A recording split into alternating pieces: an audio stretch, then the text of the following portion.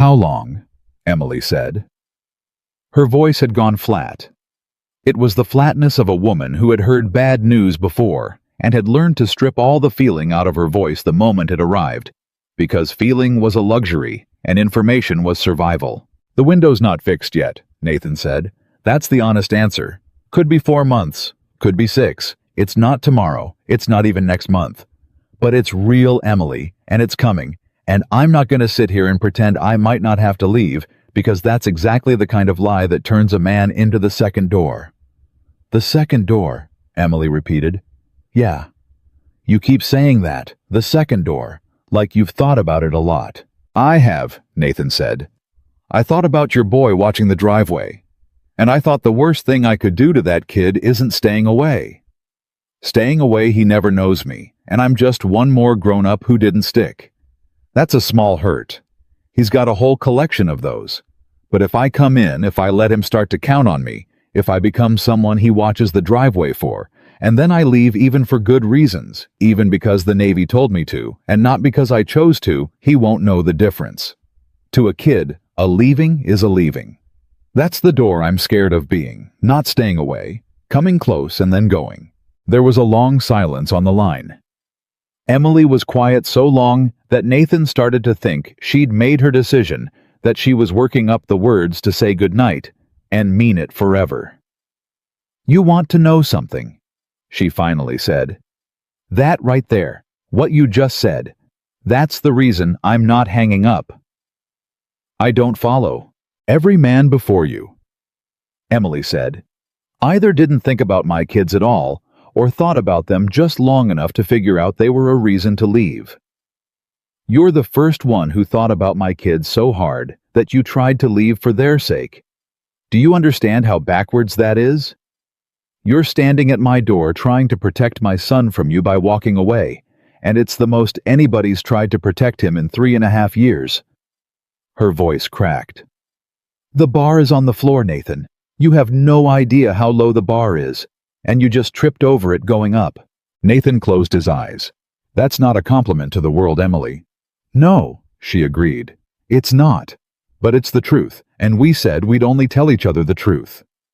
He heard her take a breath, gathering herself, and when she spoke again, the flatness was gone, and something firmer had taken its place. Here's what I need, she said. I'm going to say it once, and I need you to take it seriously because it's not a request. It's the whole thing. It's everything. I'm listening. You don't meet them yet. Not yet. We see each other, you and me, on my nights off, which God help us both are almost none, but we'll find them. You don't come to my house. You don't meet Liam and Grace. Not until I know. Not until I'm sure. Her voice was iron now. Because I can survive you leaving Nathan. I've been left before. I've got calluses on the parts of me that would break. But Liam doesn't have those calluses yet. He's 9. If he lets you in and you go, that's a wound he carries into every relationship he ever has for the rest of his life. And I will not let a man do that to my son again, not even a good one. Especially not a good one, because the good one would hurt worse. That's fair, Nathan said quietly. That's completely fair. So we take it slow. We take it so slow it's almost not moving. And if the deployment comes and it's real, then we'll know something. We'll know whether we're the kind of thing that survives distance, or whether we're just two tired people who liked how it felt to be understood for one dinner. She let out a shaky breath. That's my offer. That's the only version of this I can do. I accept, Nathan said without a second's hesitation. All of it, every word. Just like that. Just like that. You're protecting your kid. Emily, I'd be worried about you if you didn't set that line. The fact that you drew it that hard, that fast, that's not you being difficult. That's you being exactly the mother I'd want in the foxhole with me. He paused. And it tells me something about you too. What does it tell you? That you'll do the same thing for Sophie someday if it comes to it. Draw the line that hard for a kid that isn't yours. He heard her breath catch. That's the whole game, isn't it? That's the only thing that matters. Whether a person will step in front of a kid that didn't come from them. You just showed me you would, and we haven't even started. Emily didn't answer for a moment. When she did, her voice was very soft, "You're going to be a problem for me, Nathan Cole," she said. "I can already tell." "Yeah," Nathan said, and she could hear the smile in it. "I've been called worse." They kept the line for 6 weeks. 6 weeks of stolen phone calls after the kids were asleep, of texts sent from the office building. She cleaned at 11 at night, of 2 dinners, squeezed into the narrow gaps of a life with no gaps. Nathan learned the rhythm of her exhaustion. Learned that if he called before 9, she'd be short and distracted because she was still doing the second shift of motherhood, dishes and lunches and laundry.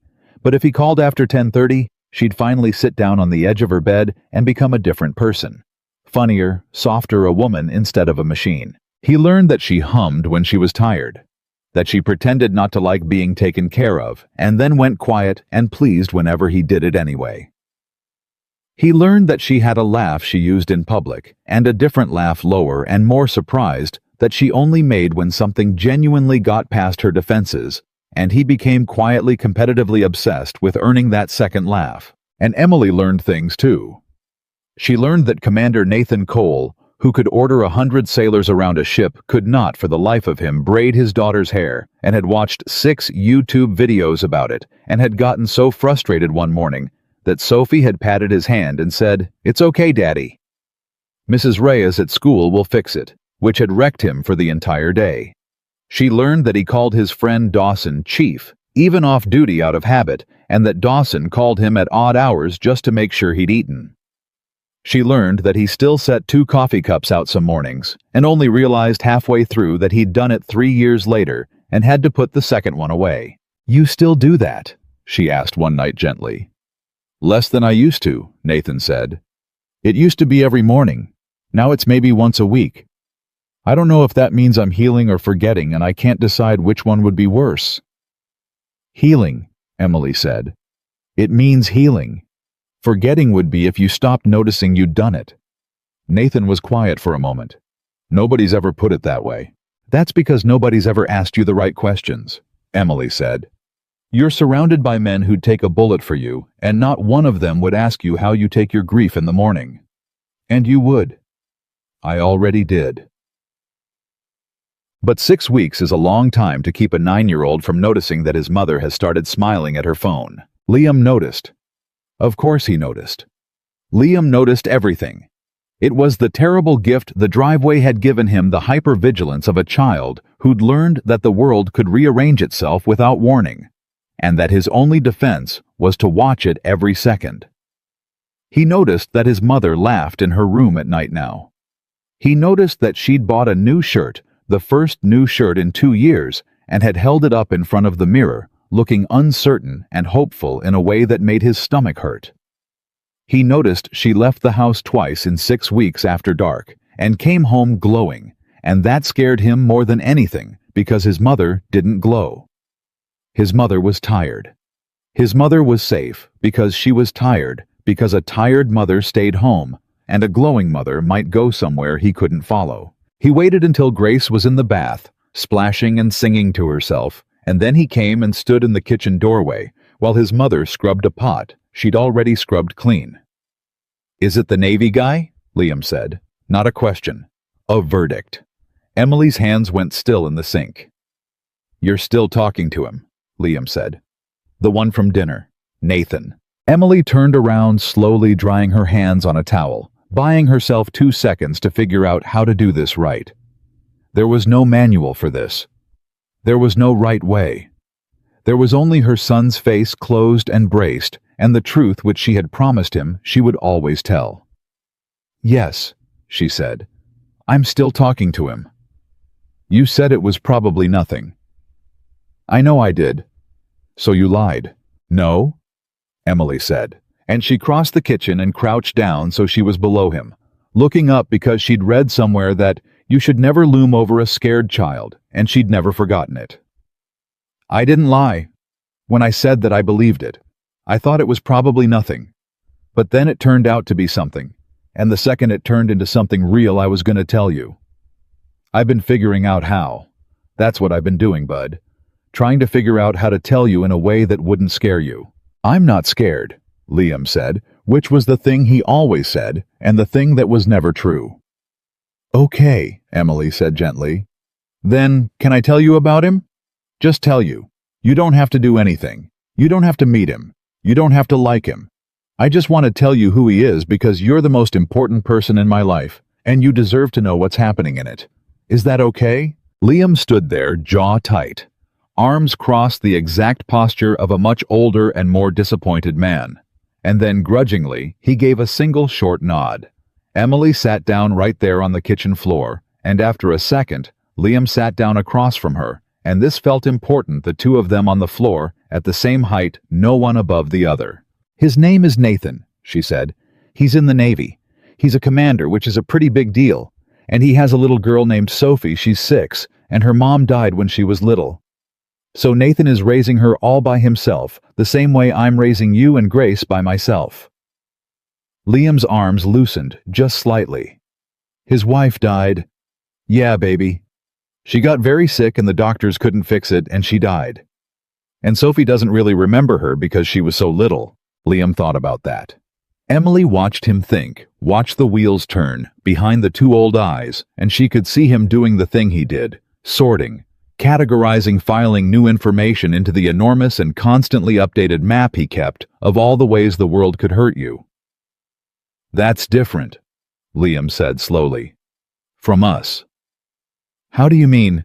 "His wife didn't want to leave. She got sick. That's not the same as—" He stopped. He didn't say Danny's name. He never said Danny's name. "That's not the same as when somebody just decides to." And Emily's heart broke quietly, the way it broke a little more every time her son revealed how much of this he understood, how carefully he'd separated the world into people who left because they had to, and people who left because they wanted to. "You're right," she said. "It's not the same. But you know what's the same? Nathan knows what it's like to be scared for his kid. He knows what it's like to lie awake at night wondering if he's doing enough. He knows what it feels like to be the only one." She reached out, and when Liam didn't pull away, tucked a piece of his hair back. "That's why I like him, bud. Not because he's handsome or because he's got a fancy job. Because when I told him about you and Grace, he didn't get that look. What look? The look grown-ups get when they realize I come with kids, like they're doing math. You've seen it." Liam's face flickered, and she knew he had seen it more than once on more than one man's face over the years. The flicker of calculation, the polite retreat. "He didn't do the math," Emily said. "He asked me your names, before anything else. Before he asked how old you were or anything, he asked what your names were. Yours and Grace's." Liam was quiet for a long moment. "That's a weird thing to ask," he finally said. "I thought so too." "Why'd he ask that?" "I don't know," Emily said honestly. I think because to him, you were real people from the very first second. Not a problem. Not baggage. People with names. Liam and Grace." Her son sat on the kitchen floor and absorbed this. In the bathroom, Grace had progressed from singing to full narration, giving her rubber ducks distinct and quarrelsome personalities, and the ordinary sound of it filled the silence. "I don't want to meet him," Liam said at last. "Okay? Not never. Just not yet." He looked at the floor. "Is that okay? Is that allowed?" "That's not just allowed," Emily said. "That's exactly what I told him. I said you don't meet my kids until I'm sure. I drew a line, bud.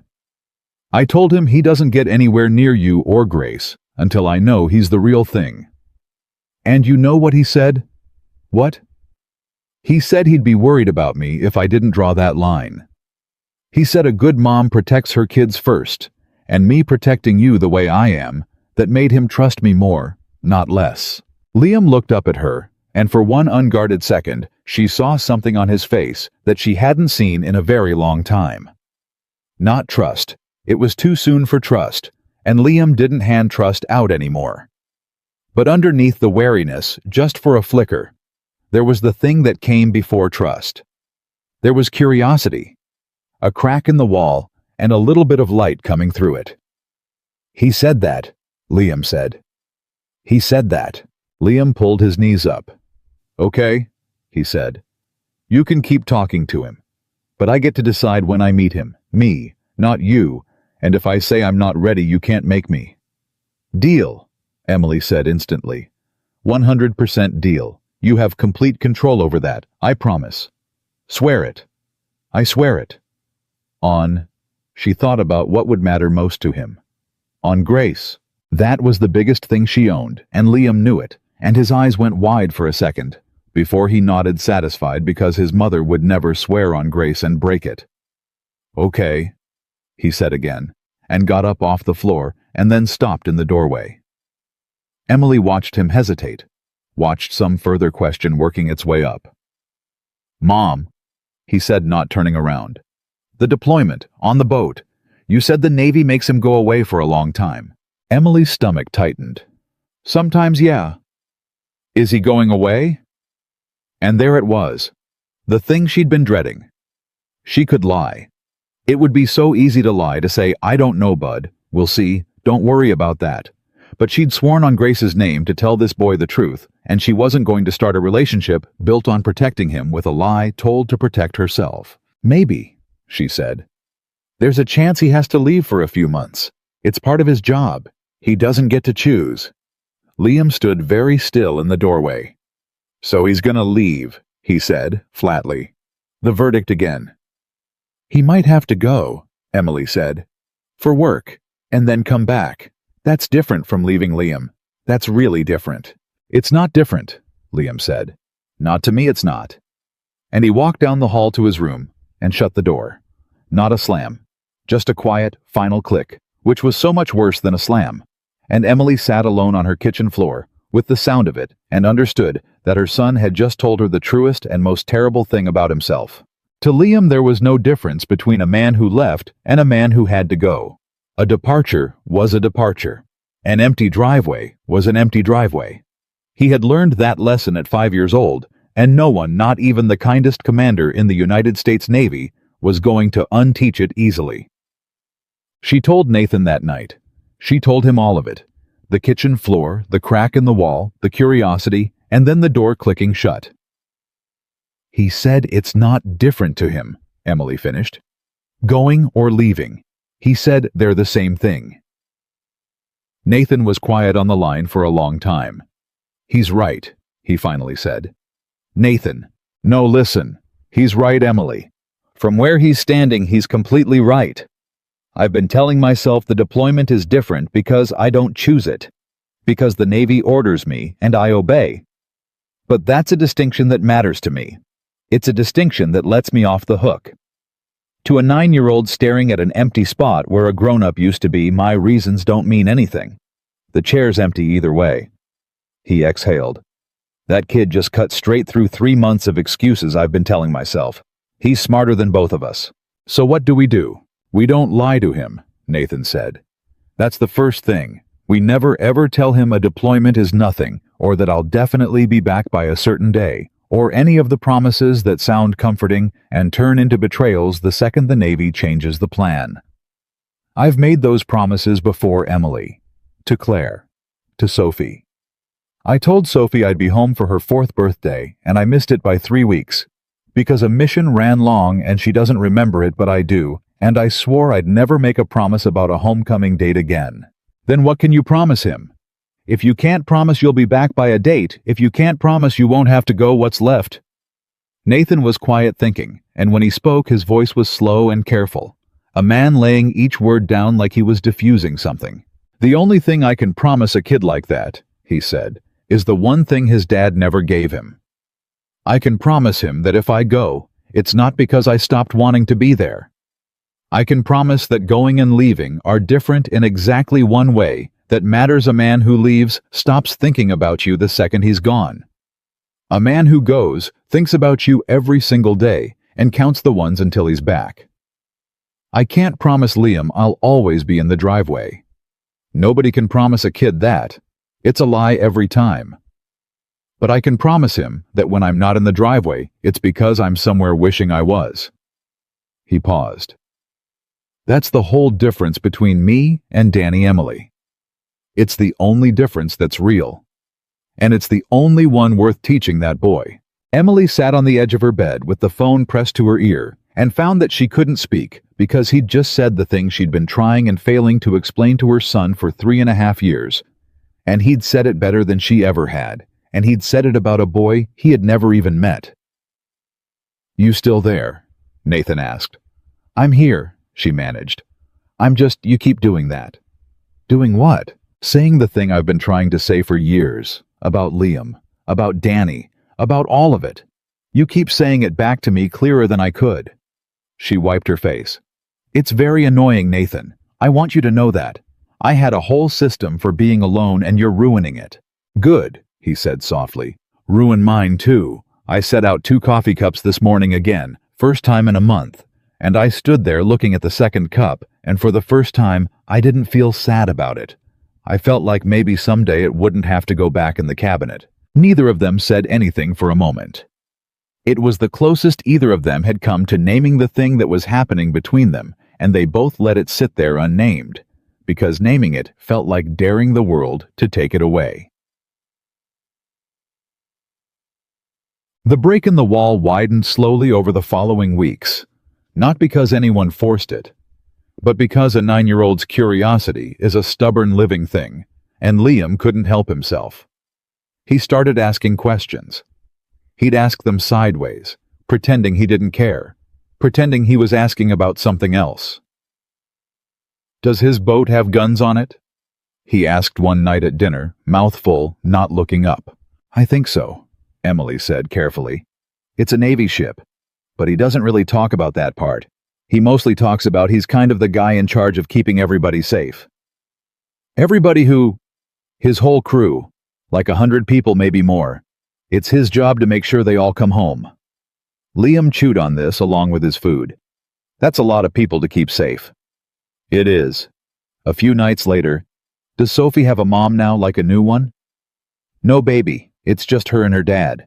So she's got a dad and no mom, and I've got a mom and no dad." Liam pushed his peas around. "That's kind of the opposite." Emily kept her voice very even. "Yeah," she said. "I guess it kind of is."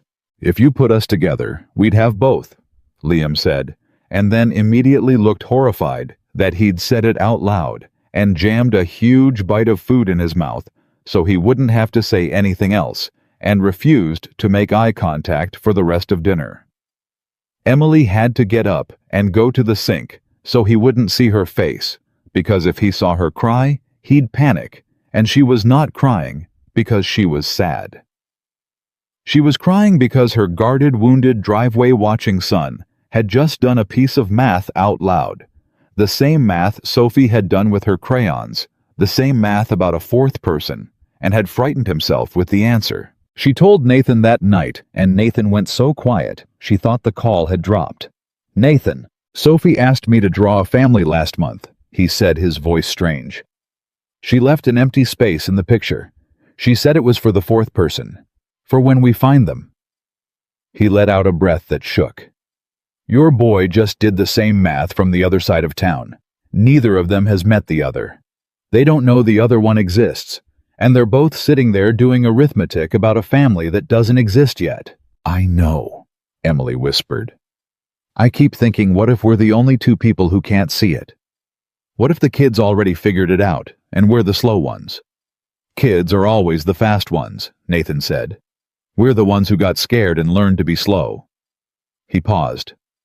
"Emily, I think it might be time." Her whole body tensed. "For what?" "For me to meet him. Liam.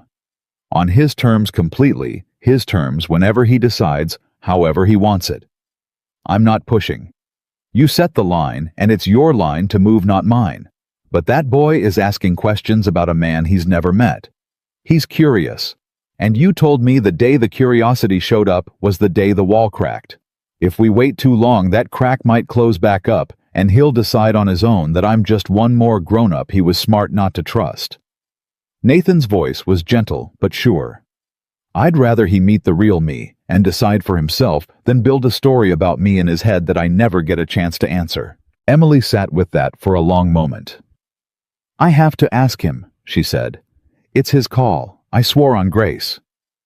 I wouldn't have it any other way.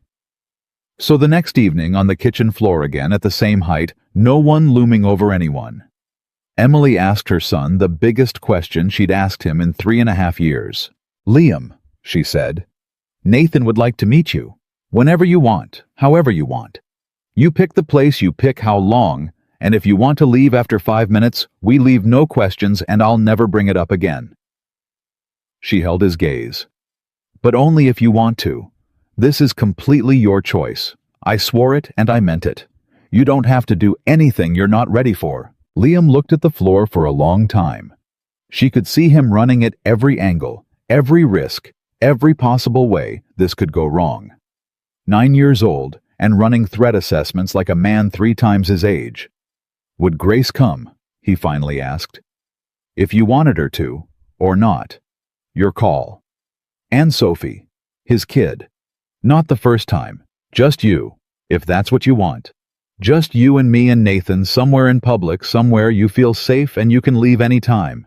Liam pulled his knees up to his chest, and for a moment he looked very small and very young, the 9-year-old, under the 40-year-old worry.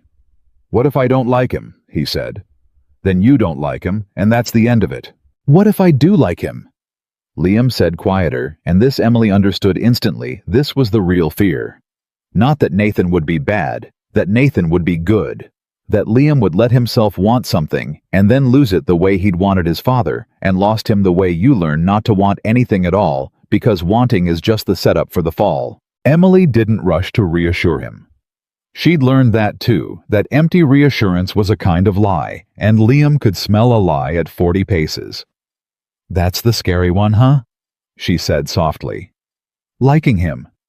That's scarier than not liking him. Liam's eyes filled, and he nodded, furious at himself, swiping at his face with the back of his hand. I don't want to like him. And then he goes on the boat. He said the words tumbling out fast, the dam finally breaking. I don't want to wait for him. I already have to wait for... I already spent so long waiting. And he never... I don't want to do it again. Mom, I can't do the waiting again. It's the worst feeling in the whole world, and I'm not going to do it. I'm not. And Emily Parker pulled her son into her arms, right there on the kitchen floor, and held him while he cried, the way he almost never let himself cry. And she didn't tell him it would be okay, because she couldn't promise that. She just held him, and let him soak the shoulder of her shirt, and when the worst of it had passed, she pulled back, and held his wet face in both her hands. Listen to me, she said. Whatever you decide, you are not doing the waiting alone. Not this time. Whatever happens with Nathan, whether you meet him or you don't, whether you like him or you hate him, whether he goes on the boat or he never does, you have got a mother who is not going anywhere. Ever. Do you understand me? I am the one grown up in this whole world who is never ever going to make you watch the driveway for me.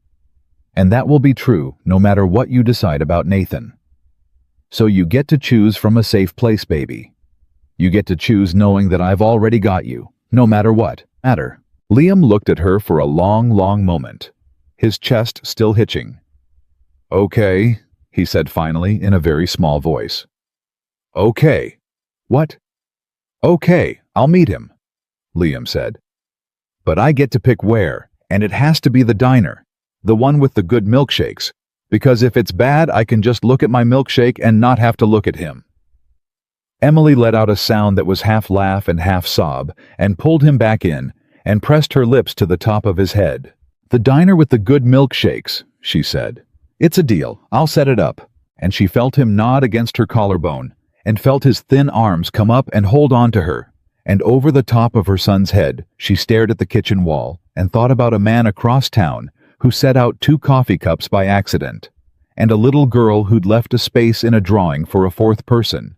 And she thought for the first time, letting herself think it all the way through to the end, without flinching away, that maybe her old life, the one that had shattered, had only shattered to make room for something she'd been too scared to imagine. She didn't say it out loud. Not yet. Saying it felt like too much. But she held her son on the kitchen floor and let herself believe just a little, just for tonight, that the driveway might not stay empty forever. The diner was Liam's idea, But the timing was Nathan's, and he arrived 20 minutes early on purpose because he had learned a long time ago that the man who's already sitting down when you walk in is less frightening than the man who walks in after you. He took the booth in the back corner, the one with a clear view of the door, and he ordered nothing but a coffee, and waited, and he did the thing he did before every hard conversation of his life. He ran through what he was walking into out loud under his breath, the way he'd brief himself before a boarding. 9 years old, watches the driveway, doesn't trust the word later, thinks going and leaving are the same thing. Picked this place so he can look at a milkshake instead of me if it goes bad. Nathan turned his coffee cup a quarter turn on the saucer. Don't reach for him. Don't overpromise. Don't do the grown-up thing where you try too hard and he can smell it. Let him drive. Dawson had called him that morning, of course. Dawson always knew. Big day, Dawson had said. How do you always know? Because you've been weird for 3 days, and you only get weird before things that matter. What's the plan? There's no plan, Nathan had told him. That's the plan. You can't plan a 9-year-old. You show up, you tell the truth, and you let him decide whether you're worth his time. Dawson had been quiet a second. You know what's funny? That's the same advice you gave me before I met my wife's kids. Word for word. Yeah, well, Nathan had said. I'm consistent. You're terrified. That too. And now, here he was terrified, sitting in a vinyl booth, turning a coffee cup, watching the door. And when it finally opened, and Emily walked in with her hand on the shoulder of a small, thin, watchful boy, Nathan felt his heart do something it had not done since the day they put a wedding ring on his finger. He did not stand up fast. He did not wave. He did not do the big smile, big voice thing that grown-ups do at kids, the thing that makes a wary child's skin crawl. He just lifted one hand off the table an inch, a small acknowledgement, and let them come to him. Liam approached the booth the way a cat approaches a new room, sideways cataloging exits.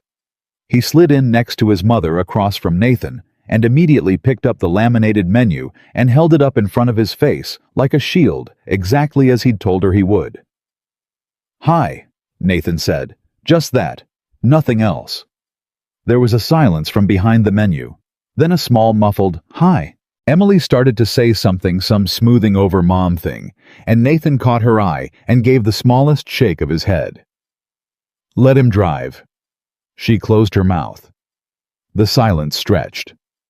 The waitress came. Emily ordered a coffee. Nathan already had his. What can I get you, hon? The waitress asked the menu, since that was all she could see of Liam. The menu lowered about 2 inches. 2 wary eyes appeared over the top of it. The chocolate peanut butter milkshake, Liam said. The big one, with the whipped cream but no cherry. You got it, sweetheart. The menu went back up. Nathan waited until the waitress was gone, and then he said conversationally to the menu, No cherry, huh? You one of those... A pause. One of what? Anti-cherry. It's a whole thing. There's a whole group of people who think the cherry ruins it. The menu lowered another inch. The cherry does ruin it, Liam said with the sudden passion of a child who has strong opinions and rarely gets asked about them. It makes everything around it taste like cherry, and it soaks into the whipped cream. And it's not even a real cherry, it's like a weird fake red one. A maraschino cherry. Yeah, that. Liam frowned. It doesn't taste like a cherry at all. It tastes like red. It tastes like red, Nathan repeated, nodding gravely, like this was the most profound culinary observation he'd ever heard. You know, I've been trying to figure out what that flavor is my whole life, and you just nailed it. It tastes like red. That's exactly it. The menu came down all the way. Liam set it on the table, and for the first time, he actually looked at Nathan, really looked the full assessing stare, the one Emily had watched him aim at every adult who'd ever come near their family. Are you making fun of me? Liam said flatly. No, Nathan said, and he let the smile drop, let his face go serious and even. I don't make fun of people who are right, and you're right. The cherry ruins it. I've thought so for 41 years and never said it out loud because I thought I was the only one. Liam studied him for a long moment, running the words through whatever machine he ran everything through. Testing for mockery. Testing for the fake nice voice adults used. testing for the man who was performing being interested in a kid so he could get closer to the kid's mom. He didn't find it. Nathan had made sure there was nothing to find because Nathan wasn't performing. He'd meant every word about the cherry. Okay, Liam said finally, and the okay meant something. It meant provisionally, not lying subject to review, sorry.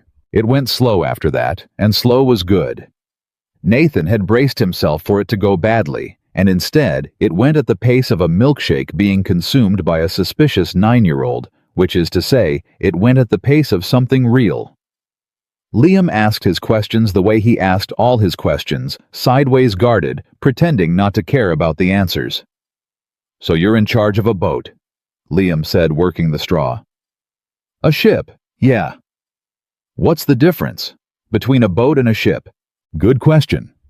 General rule A, ship can carry a boat, but a boat can't carry a ship. Ships are the big ones. Liam considered this. How big is yours? Long as about 2.5 football fields. The straw stopped. What? Yeah. That's not a boat, that's like a whole town. Feels like it sometimes, Nathan said. You've got a hospital on there, a dentist, a little store, a gym. Guys who do nothing but cook all day 3 meals for thousands of people. It's a floating town, you're right. And my job is basically to be the mayor of the town and make sure the town doesn't sink and everybody in it gets home to their families. Liam went quiet at that last part. Gets home to their families. Emily saw the word home land on her son and saw him decide not to react to it, saw him shove the reaction down and reach for another question. Do people ever fall off? Liam asked. Into the ocean. Sometimes. What happens then? Then somebody goes in after them, Nathan said, fast as they can, because in the ocean minutes matter. Who goes in? Nathan turned his coffee cup a quarter turn. Usually me, he said simply. Or somebody like me. The whole point of the job is you're the one who goes in. That's what the job is when you get down to it. Everybody else gets to stay on the ship. You're the one who goes in the water. Liam stared at him, and Emily watched something shift behind her son's eyes, a recalibration, a piece of the map being redrawn. Because Liam had spent his whole short life sorting men into a single brutal category, men who leave.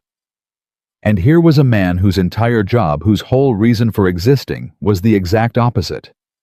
A man whose job was going in after people.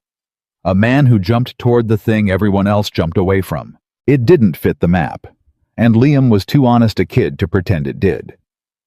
That's kind of the opposite of leaving, Liam said slowly, mostly to himself, working it out loud. Going in after somebody. That's like the most staying thing there is. Nathan didn't answer right away. He understood that the boy had just said something enormous and that pouncing on it would ruin it. I never thought about it that way, Nathan said. But yeah, I guess it is. Fine. It lasted an hour, the milkshake summit, and by the end of it, something had happened that none of them named. Liam had asked 40 questions and gotten 40 straight answers, and had not once caught the man lying, or performing, or doing the math. And when Emily finally said they should probably get going, Liam did a thing that shocked her so badly she had to look away to keep her composure. He slid out of the booth, stood up, hesitated, and then stuck out his small hand across the table. Nice to meet you, Liam said stiffly, formally, the way you shake hands with a substitute teacher. But he did it. He offered his hand, and Nathan took it and shook it once firm, the way you shake hands with a man, not a kid. Nice to meet you too, Liam, Nathan said. The cherry ruins it. The corner of Liam's mouth twitched.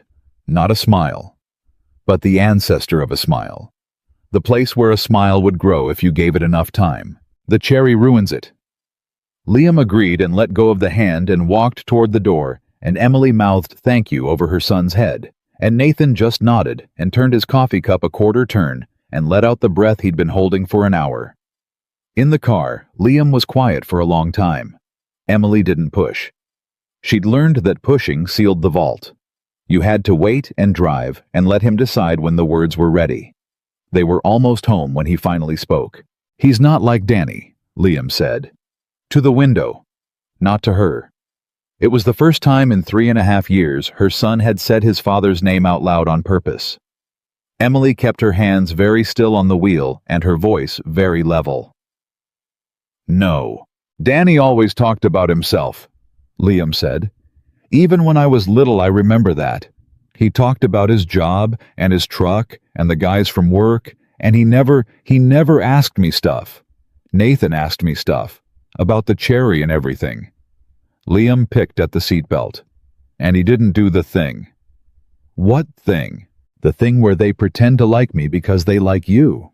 Liam's voice was very matter-of-fact, and it broke Emily's heart into pieces, because it meant her 9-year-old had a whole taxonomy of the men who'd pretended to like him, a whole practiced radar for the specific flavor of fake.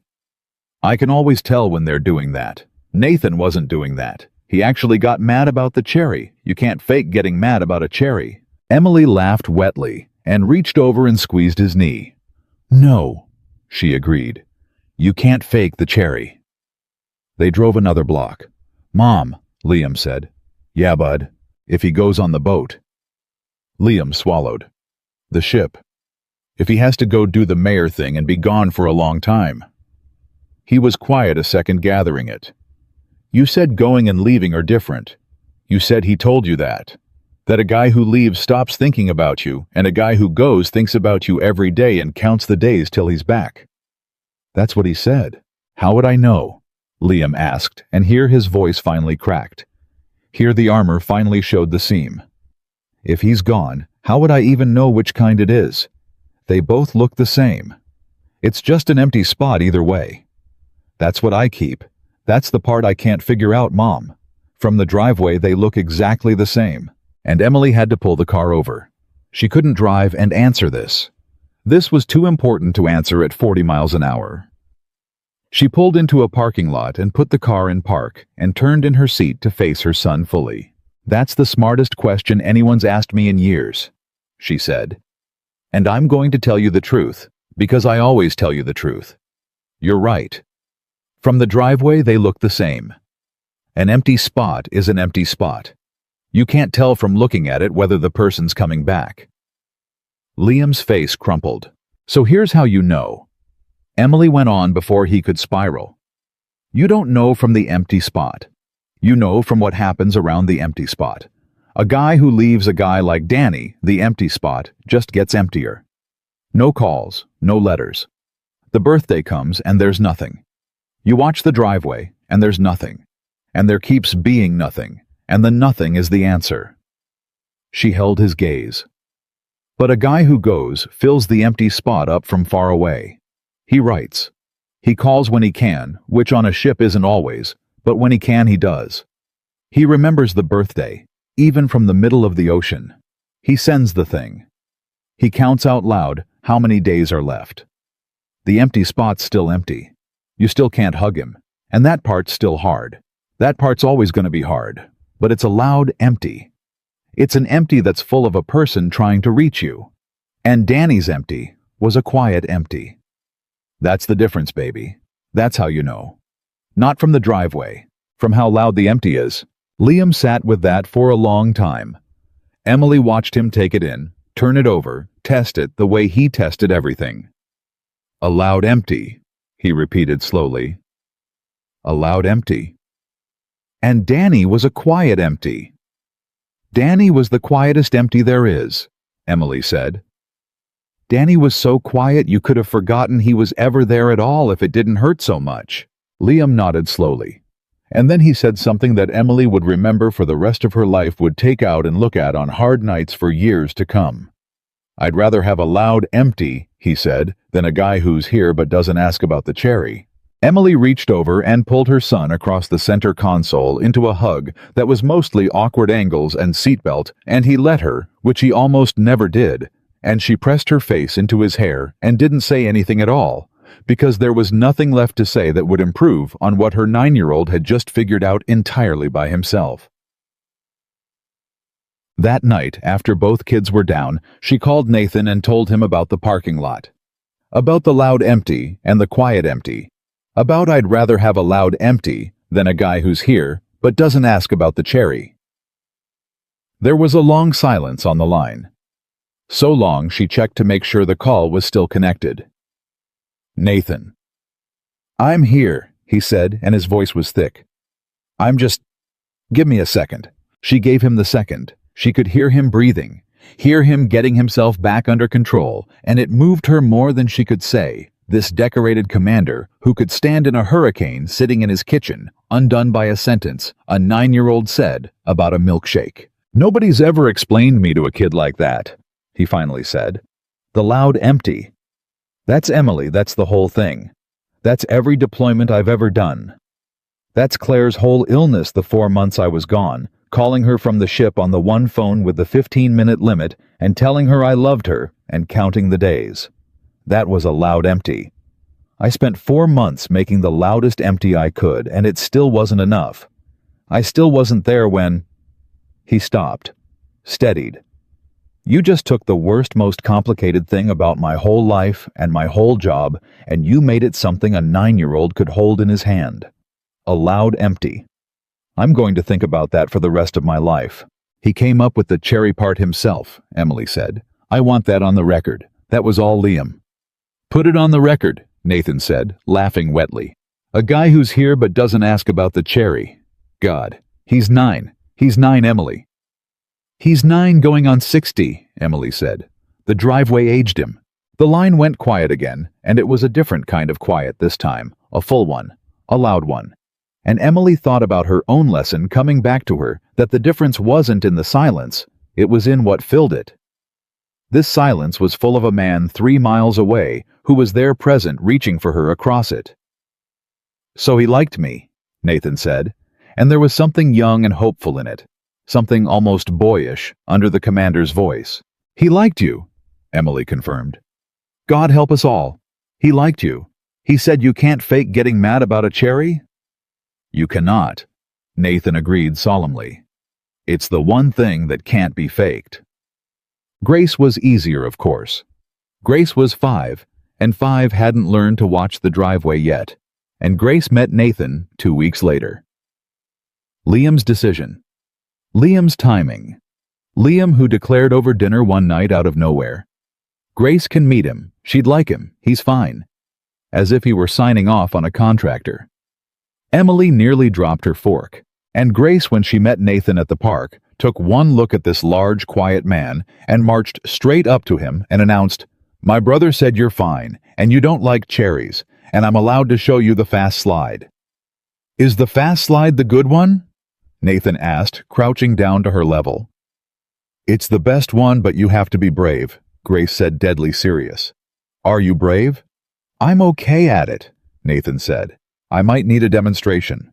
"I'll show you," Grace said, and grabbed his enormous hand in her tiny one with the total, unquestioning trust of a child who had not yet learned that grown-ups could disappear, and dragged him toward the slide, and Emily stood on the grass next to her son and watched a Navy commander get bossed up a playground ladder by a 5-year-old. "She likes him," Liam observed. "She does. She doesn't even know she's supposed to check first," Liam said. And there was something complicated in it. A little bit of the old soul weariness, a little bit of grief for his own lost ability to just walk up and grab a hand. "She just likes people. She doesn't check." Emily put her arm around her son's shoulders. "You check," she said gently, "so she doesn't have to. You've been checking for her this whole time, haven't you? That's your job in your head. You check the grown-ups so Grace can be little." Liam looked up at her surprised, like she'd read something off him he didn't know was showing. "Somebody has to," he said quietly. "I know, baby," Emily said, and pulled him in against her side, and they watched Grace show Nathan the fast slide and Nathan go down it with his knees up around his ears, too big for it, folding himself into a child's world without complaint. And Grace shrieking with delight, and Emily felt her son slowly relax against her. 1 degree at a time, the vigilance easing out of his thin shoulders as he watched as he checked and found again nothing to be afraid of. It was Sophie who took the longest, and that surprised everyone because Sophie was the one who'd left the space in the drawing, the one who'd asked her father for a 4th person. But wanting a family in the abstract, it turned out, was a very different thing than watching your father hold another woman's hand. And Sophie was 6 and 6 was old enough to feel the ground shift. She met Emily and the kids at Nathan's house. His call, and a big one, letting all of them into the small home where he and Sophie had built their careful two-person world with the angel drawn in the clouds. And Sophie was polite and quiet, and she watched Emily the way Liam watched everyone, and halfway through the afternoon, she disappeared, and Nathan found her in her room, sitting under the fading glow-in-the-dark stars, holding the framed photo of Claire from the beach. "Hey, Bug," he said, sitting down on the floor next to her. "What's going on?" Sophie didn't answer for a moment. Then she said in a small voice, "Is Emily going to be my new mommy?" Nathan chose his words the way he chose them for the hardest briefings of his life. "Would that be okay with you if she was, I don't know?" Sophie's chin wobbled. "If she's my new mommy, does that mean we forget the old one?" And there it was. The thing under the thing, the real fear, the same shape as Liam's, but cut from the opposite grief. Liam was scared of a loud empty becoming a quiet one. Sophie was scared that a new full would erase an old empty she'd worked so hard to keep. "Oh, baby, no," Nathan said, and he pulled his daughter into his lap, photo and all. "No, no, no. Come here, listen to me. Nobody is ever going to replace Mommy. Not ever. Mommy is always going to be your mommy forever up in the clouds, being an angel smelling like the yellow flowers. That never changes. That's a spot in your heart that has Mommy's name on it, and nobody else can ever go there." "Then where does Emily go?" Sophie asked, muffled against his chest. "If Mommy's spot is full, Emily gets her own spot," Nathan said. "Your heart's not like a chair bug where only one person can sit. Your heart's like our family drawing. Remember, you left a space, an empty space for a fourth person." Sophie went still. "For when we found them." "For when we found them," Nathan said. "Mommy's already in the drawing. She's the angel in the clouds. She's not going anywhere. She's drawn in permanent marker. Nobody can erase an angel. But you left an empty space, remember? A space that was still empty. And maybe I'm not saying for sure, I'm saying maybe Emily and Liam and Grace are what goes in the empty space. Not in Mommy's space, in the new space. The one you left open on purpose because you're smart and you knew we weren't done yet." Sophie pulled back and looked up at him, her whole face working through it. "So I don't have to pick," she said slowly. "Mommy in the clouds and Emily in the empty space. Both." "Both," Nathan said. "You never have to pick, Sophie. That's the thing about your heart nobody tells you when you're little. It doesn't run out of room. It just keeps making more." Sophie looked down at the photo of her mother, and then toward the door beyond which she could hear Grace laughing and Liam saying something, and Emily's low, warm voice answering the sound of a full house, a loud house, the opposite of the two-person quiet she'd lived in her whole remembered life. "Okay," Sophie said. "Emily can go in the empty space, but she has to know the rule. Mommy smelled like the yellow flowers. She has to know that. It's important." "You'll tell her," Nathan said, standing up and lifting his daughter onto his hip. "You'll tell her yourself. And I promise you, Bug, she is exactly the kind of person who'll want to know." And she was. When Sophie, shy and solemn, climbed into Emily's lap an hour later and whispered the most important fact she owned, "My mommy smelled like the yellow flowers," Emily didn't flinch, didn't deflect, didn't do the nervous thing new grown-ups did around a dead mother. She just gathered the little girl in and said softly, "Then we should plant some yellow flowers, so she can visit whenever she wants." And Sophie's face when she looked up, Nathan watched it from across the room, and had to turn away and pretend to be very interested in the coffee cups, both of which for the first time in 3 years were out on the counter on purpose, and neither of which had to go back in the cabinet. The yellow flowers went in on a Saturday in the spring, all 4 kids on their knees in the dirt along the side of Nathan's house. And it was somewhere in the middle of that afternoon, Grace covered in mud, Sophie carefully patting soil around each stem, the way her father had shown her. Liam quietly reading the back of the seed packet out loud, so everyone would know how deep to dig, that Nathan looked over at Emily and understood that the thing they'd both been too scared to name had already happened, without either of them's permission. They were a family. Not officially. Not on paper. But in the way that mattered, in the way the four kids were arguing about who got the watering can, they were already the thing Sophie had left the space for. "I'm gonna do something," Nathan said quietly, kneeling next to Emily in the dirt. "And I need you to not panic."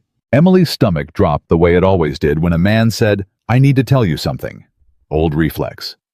She was still learning that when Nathan said it, it didn't mean the floor was about to give out. "Okay," she said carefully. "I'm not going to propose to you today," Nathan said. "Relax. I can see you tensing up." He almost smiled. "But I want you to know it's coming. Not soon, but it's coming. I've known for a while. I knew the day Sophie told you about the yellow flowers, and you said we should plant some, and you didn't even blink. I knew right then." He pushed a seed into the dirt. "I'm telling you now, way ahead of time, because I don't ever want to surprise you with a big feeling. You've had enough surprises. You've had a lifetime of men springing things on you. So I'm going to be the guy who tells you what's coming before it comes. That's the whole point of me, Emily. I'm the loud empty even when I'm standing right next to you. You never have to wonder where I'm at." Emily looked down at the dirt so he wouldn't see her face do the thing it was doing. "You can't just say stuff like that," she said thickly. "In the yard, with mud on your hands, you can't." "I can actually," Nathan said. "That's the other thing about me. I say the true stuff out loud. I learned that the hard way." He was quiet a second. "There's a lot of things I didn't get to say to Claire because I thought there'd be more time. I'm not making that mistake twice. So when I know a thing, I say it. And I know I'm going to marry you. So there it is. Said out loud, in the yard, with mud on my hands." And Emily Parker, who had spent 4 years training herself to expect nothing, sat in the dirt next to a man who told her the truth before she could brace for it and let herself for one whole minute want everything. It was 2 weeks later that the call came. Nathan was in the kitchen making pancakes a Sunday thing. Now all of them, the 2 houses folding into one on weekends more and more often, when his phone rang with the tone he knew in his spine before his brain caught up. The tone that meant the Navy. Sophie was setting the table. Grace was narrating the pancakes. Liam was reading the syrup bottle. Emily was pouring coffee into the 2 cups that lived on the counter now and never went back in the cabinet. Nathan looked at the phone. Then he looked at the room full of children and the woman with the coffee pot. And for one selfish half-second, he considered not answering. He answered. "Cole," he said, and walked out to the back step and pulled the door shut behind him. And Emily watched him go through the window over the sink and felt the temperature of the whole morning change. He was out there for 11 minutes, Emily counted. She didn't mean to count, but she counted the way she'd counted a lot of things over the years, days, dollars. The number of Sundays Liam watched the driveway. When Nathan came back in, his face was doing the thing she'd never seen it do. His face, which was always so steady, so certain, was trying to be steady and certain and not quite managing it. "Kids," Emily said before he could speak because she could read a room and she could read this one. "Take your pancakes to the living room. TV's allowed. Go on." "On the couch." Grace gasped because eating on the couch was forbidden, and the fact that it was suddenly allowed told all 4 children that something was happening, and the 2 older ones, Liam and Sophie, the 2 who'd been aged early by their particular griefs, looked at each other and then at the grown-ups, and gathered up the little ones and went because they knew. They always knew. When they were gone, Emily set down the coffee pot. "Tell me," she said. "The window moved up," Nathan said. "It's not preliminary anymore. It's real. It's orders."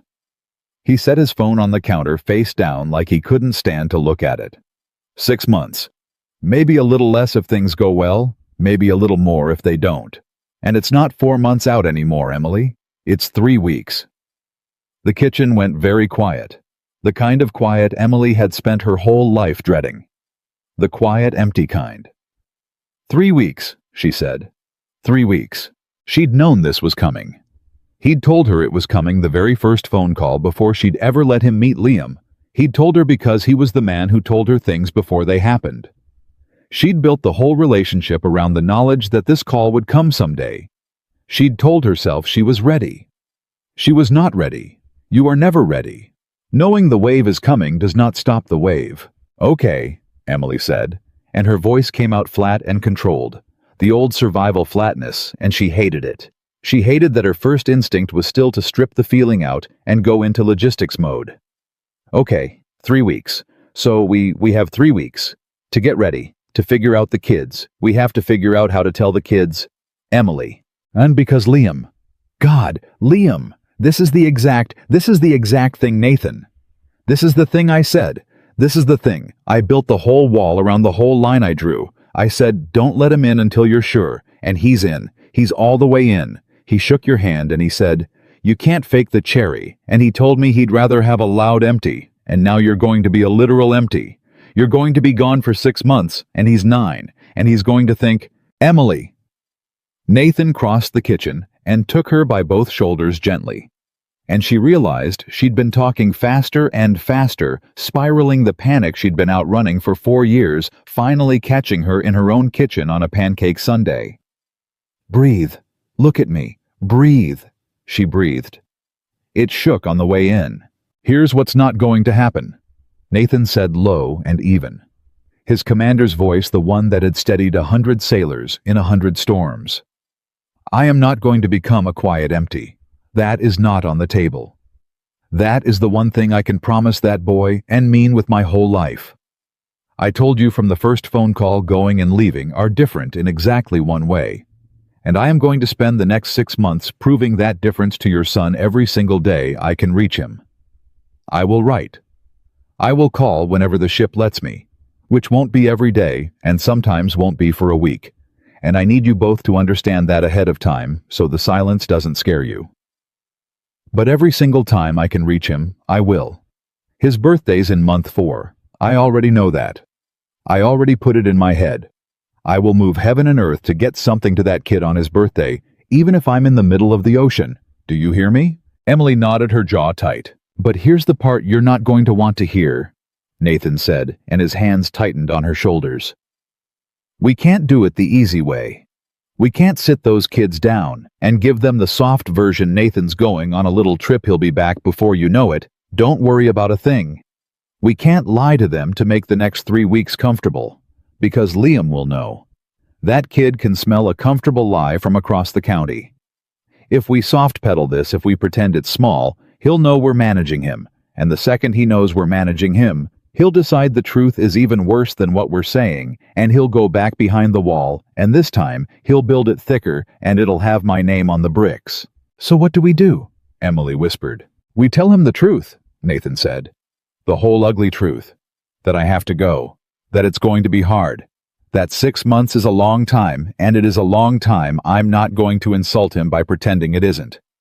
And then we give him the thing his father never gave him. We give him the loud empty. We show him what it looks like up close in real time for 6 months. We let him find out, not from a speech, from evidence that a man can be gone and still be there. Nathan's voice caught. It's the only gift I can give him that's worth anything, Emily. I can't give him a dad who never leaves. Nobody can give a kid that. It's a lie every time. But I can give him a dad who leaves and comes back and stays in touch the whole way through, and proves that the empty spot in the driveway isn't the whole story. That might be the most important thing anybody ever teaches that boy. And I don't get to teach it to him if I lie to him now to make 3 weeks easier. Emily stared at him, and slowly the panic in her chest reorganized itself into something else. Not calm. Not anything as clean as calm, but purpose. A thing to do. A right way through. He picked you, she said quietly. You know that he picked you. I gave him the choice, and he picked you. And I swore on Grace's name that I'd never let a man do to him what Danny did. And now you're going to leave, and I have to look him in the eye and tell him the man he picked is leaving, and trust that you're right, that this is different, that going isn't leaving. That 6 months of a loud empty is a gift and not a wound. Her voice broke. That's a lot of trust, Nathan. That's the most trust I've put in a man since the last one broke it. I know, Nathan said. And I'm not going to tell you it's safe. I'm going to tell you it's true. Those aren't the same thing. Safe would be me disappearing right now before the kids get more attached and letting you tell them it didn't work out. Safe would be me being one more grown-up who didn't stick. That's the safe move, and it's the coward's move, and I'm not going to make it. He pulled her in against his chest. True is harder. True is me getting on that ship and doing the loud empty for 6 months and asking a 9-year-old to trust me from 3,000 miles away. True could still hurt him. I can't promise it won't. But I can promise that if it hurts him, it'll be an honest hurt, the kind you can heal from, and not the poisoned kind his dad left him. That's the difference. That's all I've got. Emily stood in his arms in the kitchen with 4 children eating pancakes on a forbidden couch in the next room, and she made the decision that would define the next 6 months of all their lives. Okay, she said into his chest. We tell him the truth. All of it. Together. They told all 4 kids together that afternoon, because Nathan said the little ones deserved to hear it straight too in their own way, and because Liam should never feel like he was being singled out for the scary version. Grace didn't fully understand. She heard Nathan has to go away for his job on the big ship and asked if he could bring her back a whale, and Nathan said he'd try his best to bring her something from the ocean, and Grace decided this was acceptable and went back to her coloring, and that was the mercy of being 5. Sophie understood better, because Sophie had done this before, in the years before she could remember, and something in her cellular memory knew what a deploying father meant. She got very quiet, and she climbed into Nathan's lap and put her face in his neck and said, Is this like when you went away when I was little? Is this the kind where you almost didn't come back? And Nathan held her and said, No, Bug. This is the regular kind. This is the kind where I always come back. That other time was a special sad thing about Mommy being sick. This is just Daddy's job, and Daddy's job I come home from. I promise. And Sophie, who trusted her father, completely believed him, and that was its own kind of heartbreak, because Nathan knew he was making a promise about coming home that no deploying sailor can actually guarantee, and he made it anyway, because sometimes love requires you to promise the thing you can't control, and then spend every day of 6 months making sure you're not proven a liar. And then there was Liam. Liam heard the whole thing without moving a muscle. He sat on the floor with his back against the couch, and he listened to Nathan explain the deployment, the 6 months, the 3 weeks, and his face did nothing at all, which Emily knew better than anyone alive was the most dangerous thing his face could do. A crying Liam was a Liam you could reach. A blank Liam had already gone behind the wall.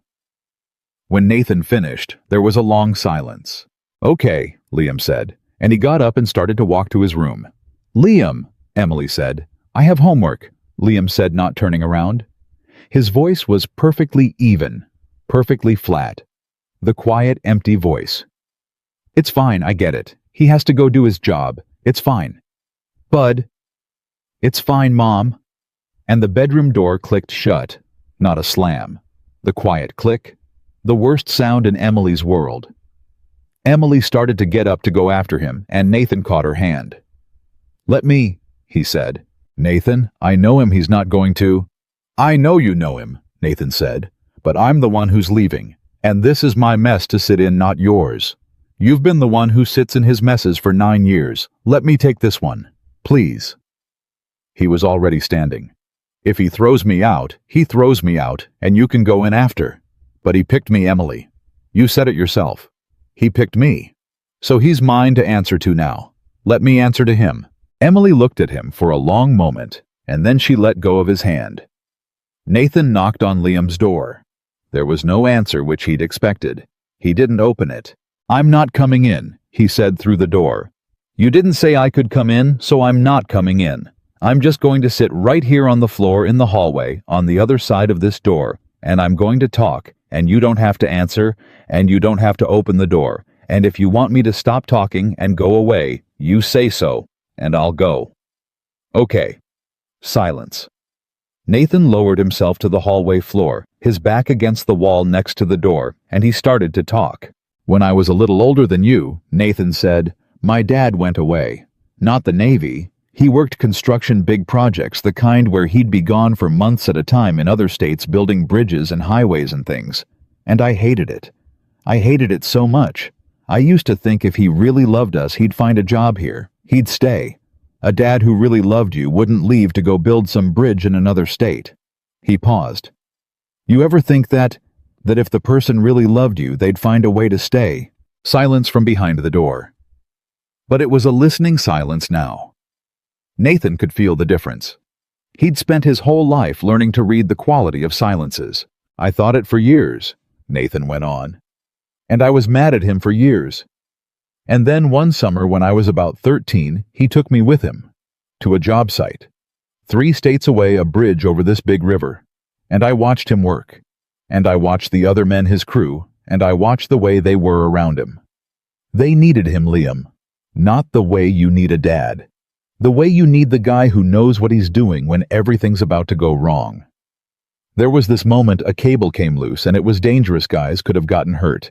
And everybody froze, and my dad didn't freeze. My dad went toward it. He fixed it. And I stood there, 13 years old, and I finally understood something. He was quiet a moment. He wasn't leaving us to go build bridges. He was building bridges so that 100 other families could drive over that river safe. And he was also somehow still ours, still writing me letters every week, still calling on Sundays, still remembering my birthday from 3 states away. He was gone and he was ours at the same time. I just couldn't see it until I saw the whole thing. Silence. But the door had not told him to stop, so he didn't stop. I'm not telling you this to make you feel better, Nathan said. I know it doesn't make you feel better. Nothing anybody says right now is going to make you feel better, and I'd be lying if I pretended it would, and I told your mom the one thing I'd never do is lie to you to make things easier. So I'm not going to sit here and tell you 6 months isn't long. 6 months is forever. When you're 9, 6 months is a whole geological age. I know that. I remember it. I'm not going to insult you by pretending it's short. He heard something behind the door. A shift. A body moving closer to the wood. Here's what I'm going to tell you, Nathan said. And it's the only thing I've got that's worth anything. Your mom told me you said something. In the car after the diner. She told me you said you'd rather have a loud empty than a guy who's here but doesn't ask about the cherry. His voice went rough. That's the smartest thing anybody's said to me in my whole life, Liam, and I've been carrying it around for weeks. A loud empty. You made that up. You figured that out all by yourself, and it's right, and I'm going to prove it to you. Because that's exactly what the next 6 months are going to be. A loud empty. The loudest empty you ever heard in your life. Silence, but closer now, right at the door. I'm going to write you letters, Nathan said. Not your mom. You. Your own letters with your name on the front that nobody else gets to read unless you want them to. And they're going to come slow because mail on a ship is slow. Sometimes a bunch come at once, and then nothing for 2 weeks, and I need you to know that ahead of time so the nothing doesn't scare you. The nothing isn't me forgetting you. The nothing is just the ocean being big. Okay, and I'm going to call when I can, and sometimes I won't be able to. And that's not me choosing not to. That's just the ship. And your birthday. Your birthday's in month 4. I already know it. I already wrote it down. I already know exactly what I'm doing about it, and I'm not going to tell you what, because it's a surprise. But I need you to just trust me one time. One time. On the birthday. Just wait and see. A long silence. And then muffled through the door so quiet, Nathan almost missed it. Danny didn't come on my birthday. Nathan closed his eyes. I know. 3 years. He didn't come. Not once. And he wasn't even on a boat. He lived like 20 minutes away, and he didn't come. I know, buddy. So how do I know? And here the flat voice finally cracked, finally broke wide open, and Nathan heard the tears come through the wood. How do I know you're not going to be another guy who's 20 minutes away and doesn't come? Except worse, because you'll be 1,000,000 miles away, so you'll have a reason, and it'll still just be an empty spot, and I'll be waiting again. I'll be doing the waiting again, and I told Mom I wasn't going to do the waiting again. And Nathan Cole made a decision sitting on that hallway floor that he would keep for the rest of his life. "Open the door," Nathan said. "Please, just open it. You don't have to come out. I don't have to come in. Just open it so I'm not saying this through wood." A long pause. And then the handle turned, and the door opened, and Liam stood there, with his face wet and furious and terrified, 9 years old, and holding himself together with both hands. And Nathan stayed sitting on the floor. Didn't stand up, didn't loom, stayed down at the boy's level the way Emily always did, and looked up at him. "Here's how you know," Nathan said. "You've been asking the wrong question, and it's not your fault because nobody ever gave you the right one. You keep asking how you'll know I'm coming back, and you can't know that. Not for sure. I'd be lying if I said you could, and I won't lie to you. Ships have accidents. The ocean's the ocean. I can't promise you nothing bad will ever happen to me, and any grown-up who promises a kid that is a liar." He held Liam's eyes. "But that's not the real question. The real question isn't whether I'll come back. The real question is whether I'll reach for you the whole time I'm gone. And that one I can promise. That one's 100% in my control, and I promise it to you on everything I've got.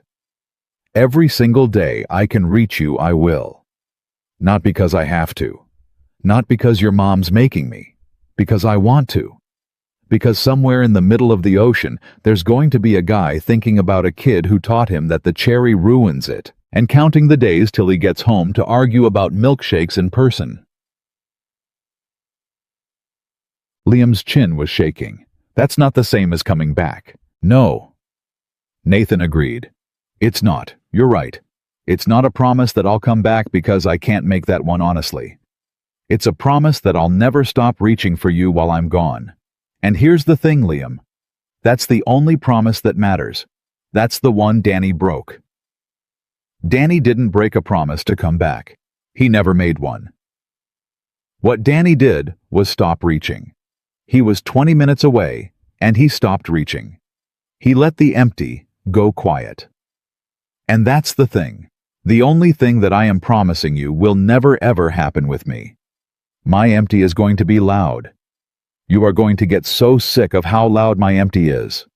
You're going to be like, "God, another letter from Nathan, doesn't this guy ever stop?"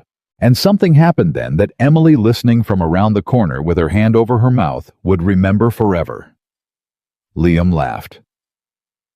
Through the tears, through the terror, a small, wet, broken laugh, because the idea of being annoyed by too many letters, when his whole life had been defined by too few, was so absurd and so hopeful that it cracked the wall clean in half.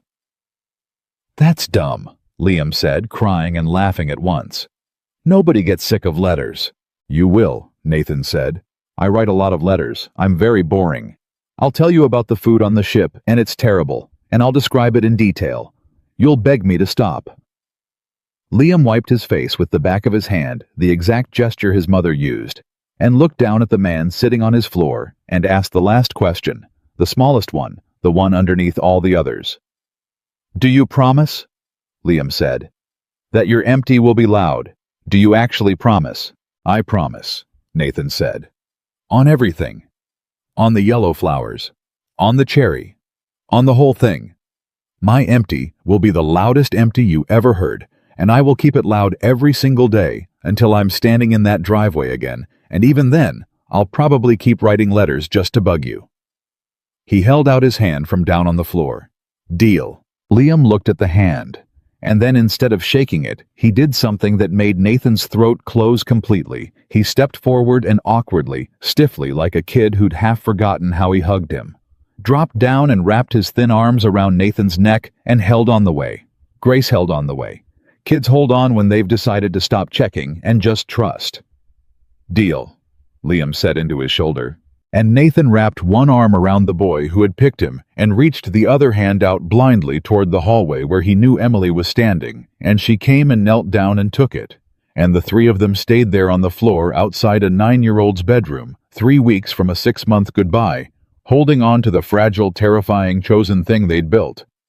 And from the living room, Grace's voice floated in, wanting to know if the whale Nathan was bringing back could sleep in her room, and none of them could answer, because none of them could stop crying long enough to laugh. The 3 weeks went the way that borrowed time always goes too fast, and then all at once, and then gone.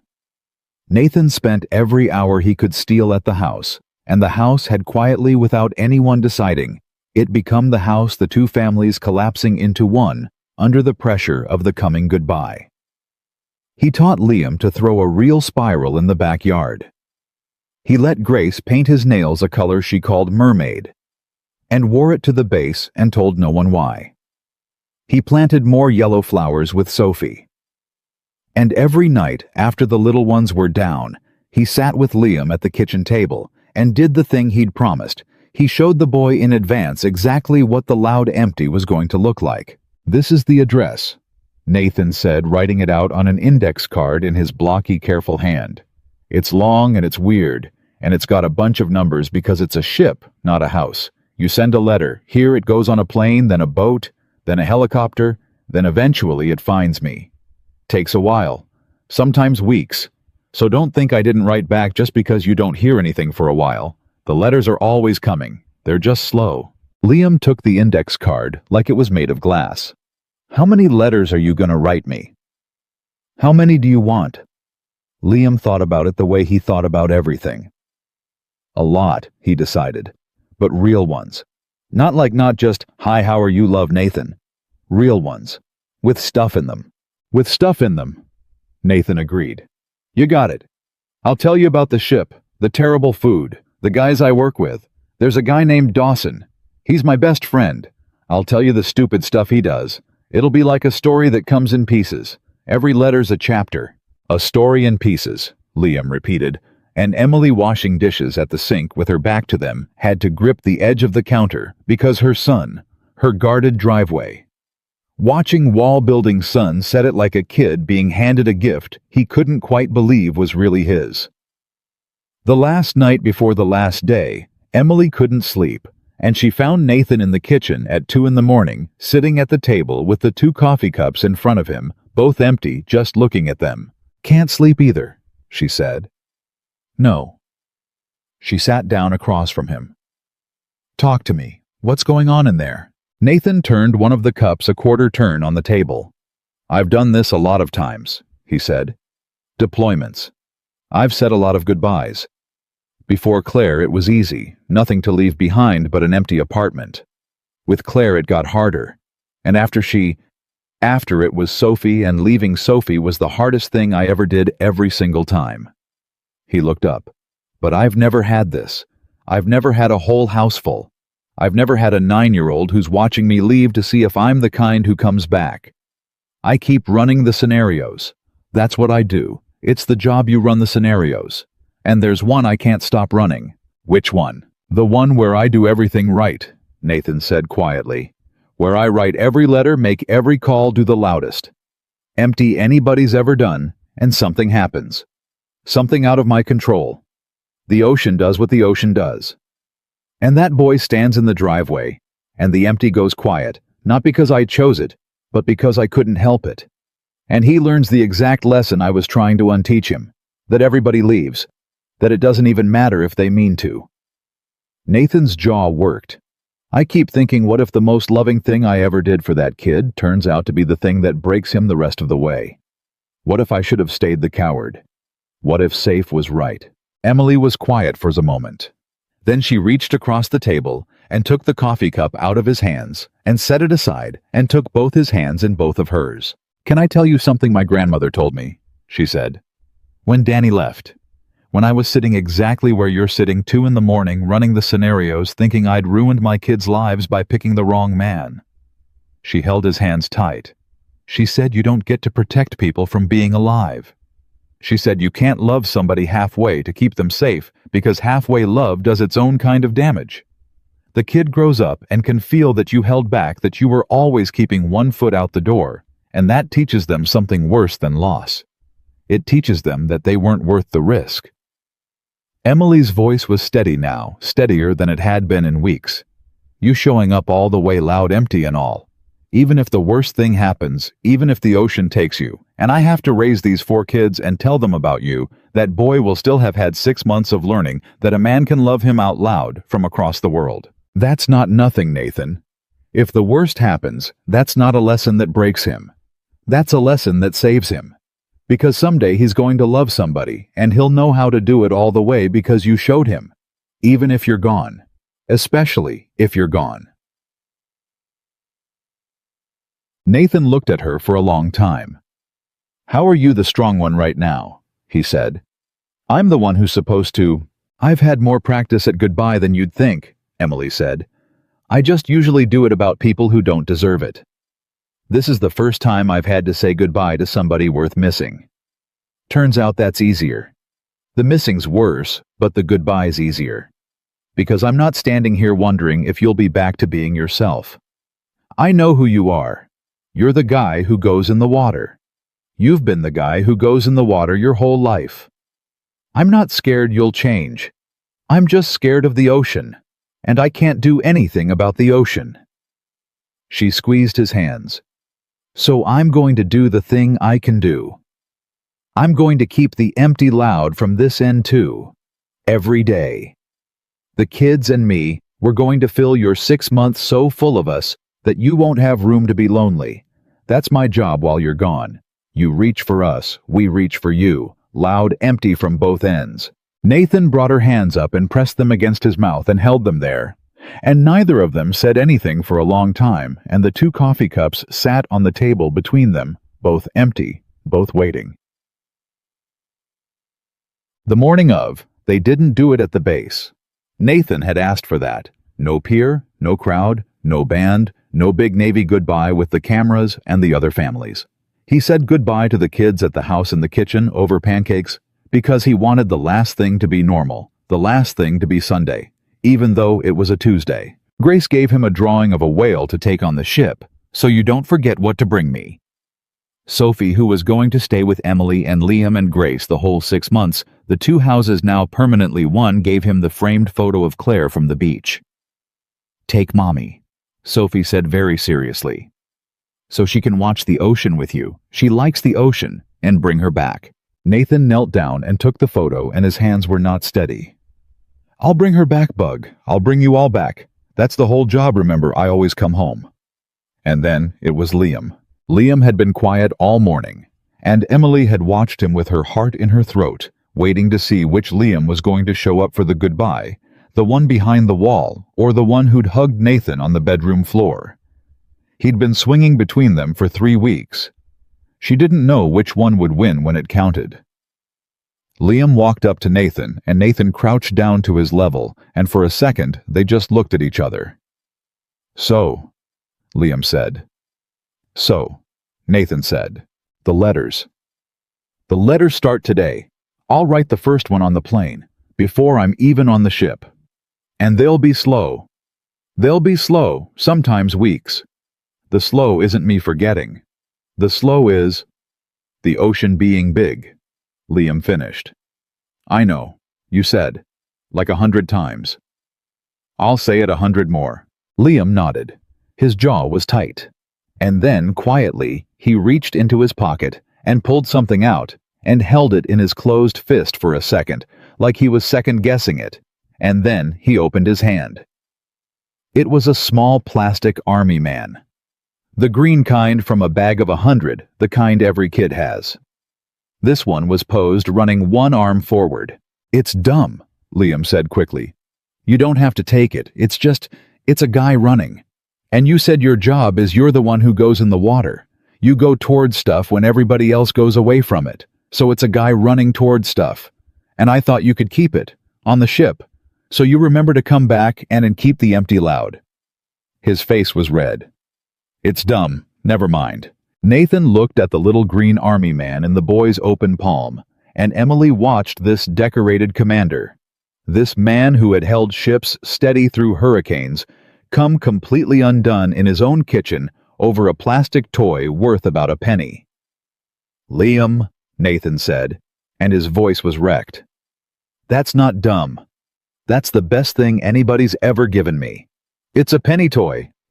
It's the best thing anybody's ever given me," Nathan repeated, and he took the little army man and closed his fist around it and held it against his chest.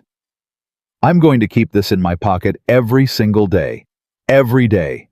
When I'm scared, when I miss you guys, when the empty gets hard to keep loud, I'm going to put my hand in my pocket and feel the guy running, and I'm going to remember there's a kid at home who gets it. Who gets what I do. Who made me a promise back." He held Liam's eyes. "Because that's what this is, right? This is you keeping your empty loud too. This is you reaching back." Liam's chin crumpled. "I don't want you to go," he said, all the walls gone now, just a 9-year-old at the end of it. "I know you have to. I know it's your job. I know going and leaving are different. I know all of it. I don't want you to go. I finally gotta—" And he stopped because the next word was the biggest word, the word he'd never once said about any man, and he couldn't get it out. "I know," Nathan said, pulling him in. "I know, buddy. Me neither. I don't want to go either. That's how you know it's real, that it hurts this much. You don't cry about goodbye to people who don't matter. It hurting this bad, that's the loud empty already starting. That's the proof." Liam held on to him and cried, and Nathan held on and let him. And over the boy's shoulder Nathan found Emily's eyes, and she came and put her arms around both of them, and Sophie and Grace piled in too, all 6 of them in a knot in the kitchen, and for one long minute nobody let go of anybody. And then Nathan stood up and wiped his own face, and picked up his bag, and did the hardest thing he'd done since he walked out of a hospital room 3 years ago. He left. But this time, and this was the whole thing, this was everything he'd been trying to teach a 9-year-old for 3 weeks, he left loud.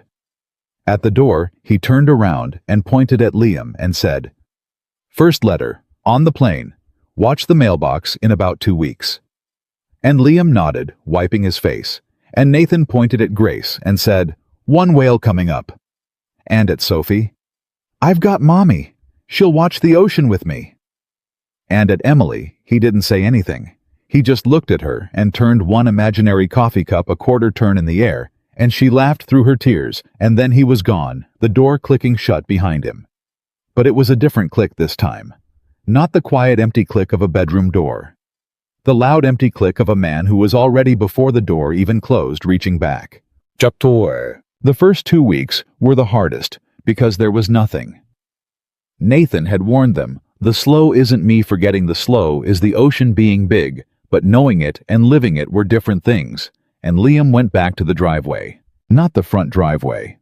The mailbox.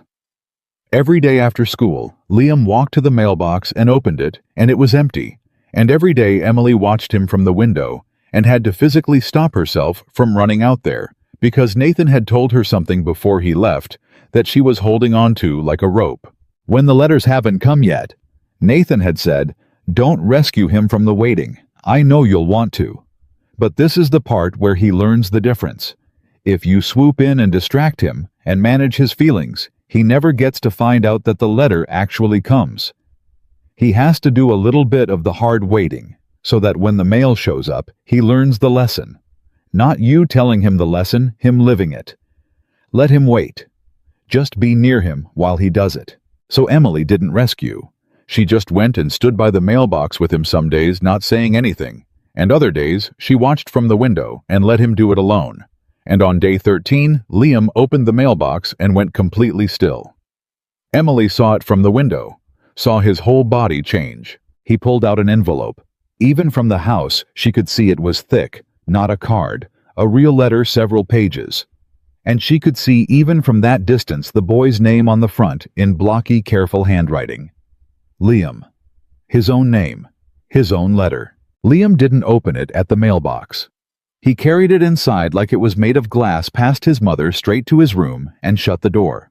But this time, when the door clicked, Emily wasn't scared of it, because she understood that some things a boy has to read alone. He was in there for an hour. When he came out, his eyes were red, but his face was not behind the wall. His face was open and stunned, and he was holding the letter against his chest. "He wrote 4 pages, Liam said. "Mom, he wrote 4 pages, about the plane and getting to the ship and the food you were." "Right, Nathan, the food's terrible. He described the eggs and they sound disgusting. And Dawson did this thing where he—" Liam was talking fast now, the words tumbling. A kid who'd been handed proof, actual physical proof of a thing he'd been afraid to believe. And at the end he said the army guy. He said he keeps it in his pocket, and he touched it like 4 times already when he got scared, and he said thank you, and he said, Liam's voice wobbled. He said the empty's loud, buddy. Can you hear it? Write me back and make yours loud too. Emily knelt down in front of her son. Are you going to write him back? I already started, Liam said. In my head, I have so much to tell him. I have to tell him about the spelling test, and about how Grace tried to flush a whole roll of toilet paper, and about how the yellow flowers are coming up, and... He stopped, looked at the letter, looked at his mother. It's real, he said very quietly, like he was afraid saying it too loud would break it. The loud empty, it's a real thing. He actually did it. He actually did it, Emily said. He said he would, and he actually did it. He's going to keep doing it, baby, for 6 months. That's who he is. And Liam looked down at the 4 pages in his hands. The first letter of his life, from a man who'd promised to write and then written, and Emily watched something knit back together in her son that had been broken since he was 5 years old, watched a wound that Danny had torn open, start finally to close, stitched, shut, 1 page at a time by a man 3,000 miles away, who kept a penny toy in his pocket and touched it when he was scared. The letters came in clusters after that, the way Nathan had promised 3 at once. Then nothing for 11 days, then 2 more, then nothing for a week. And every single time, the nothing stretched long. Emily watched Liam start to tense, start to drift back toward the wall, start to wonder.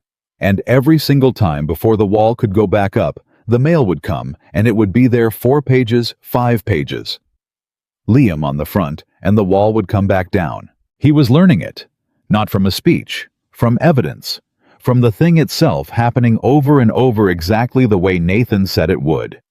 The nothing wasn't forgetting. The nothing was the ocean being big.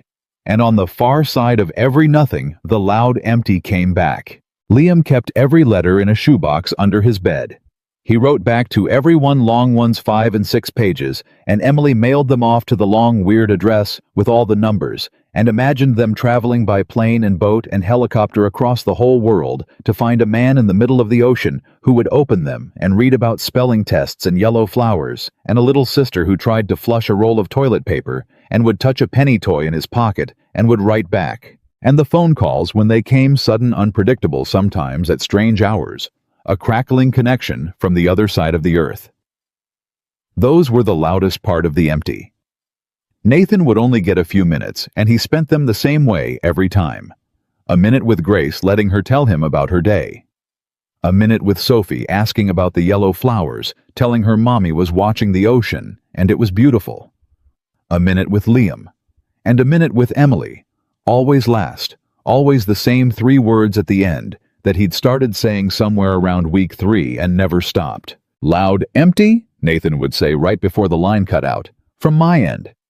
Loud empty, Emily would say back, from ours. And the kids started saying it too. It became the thing they said.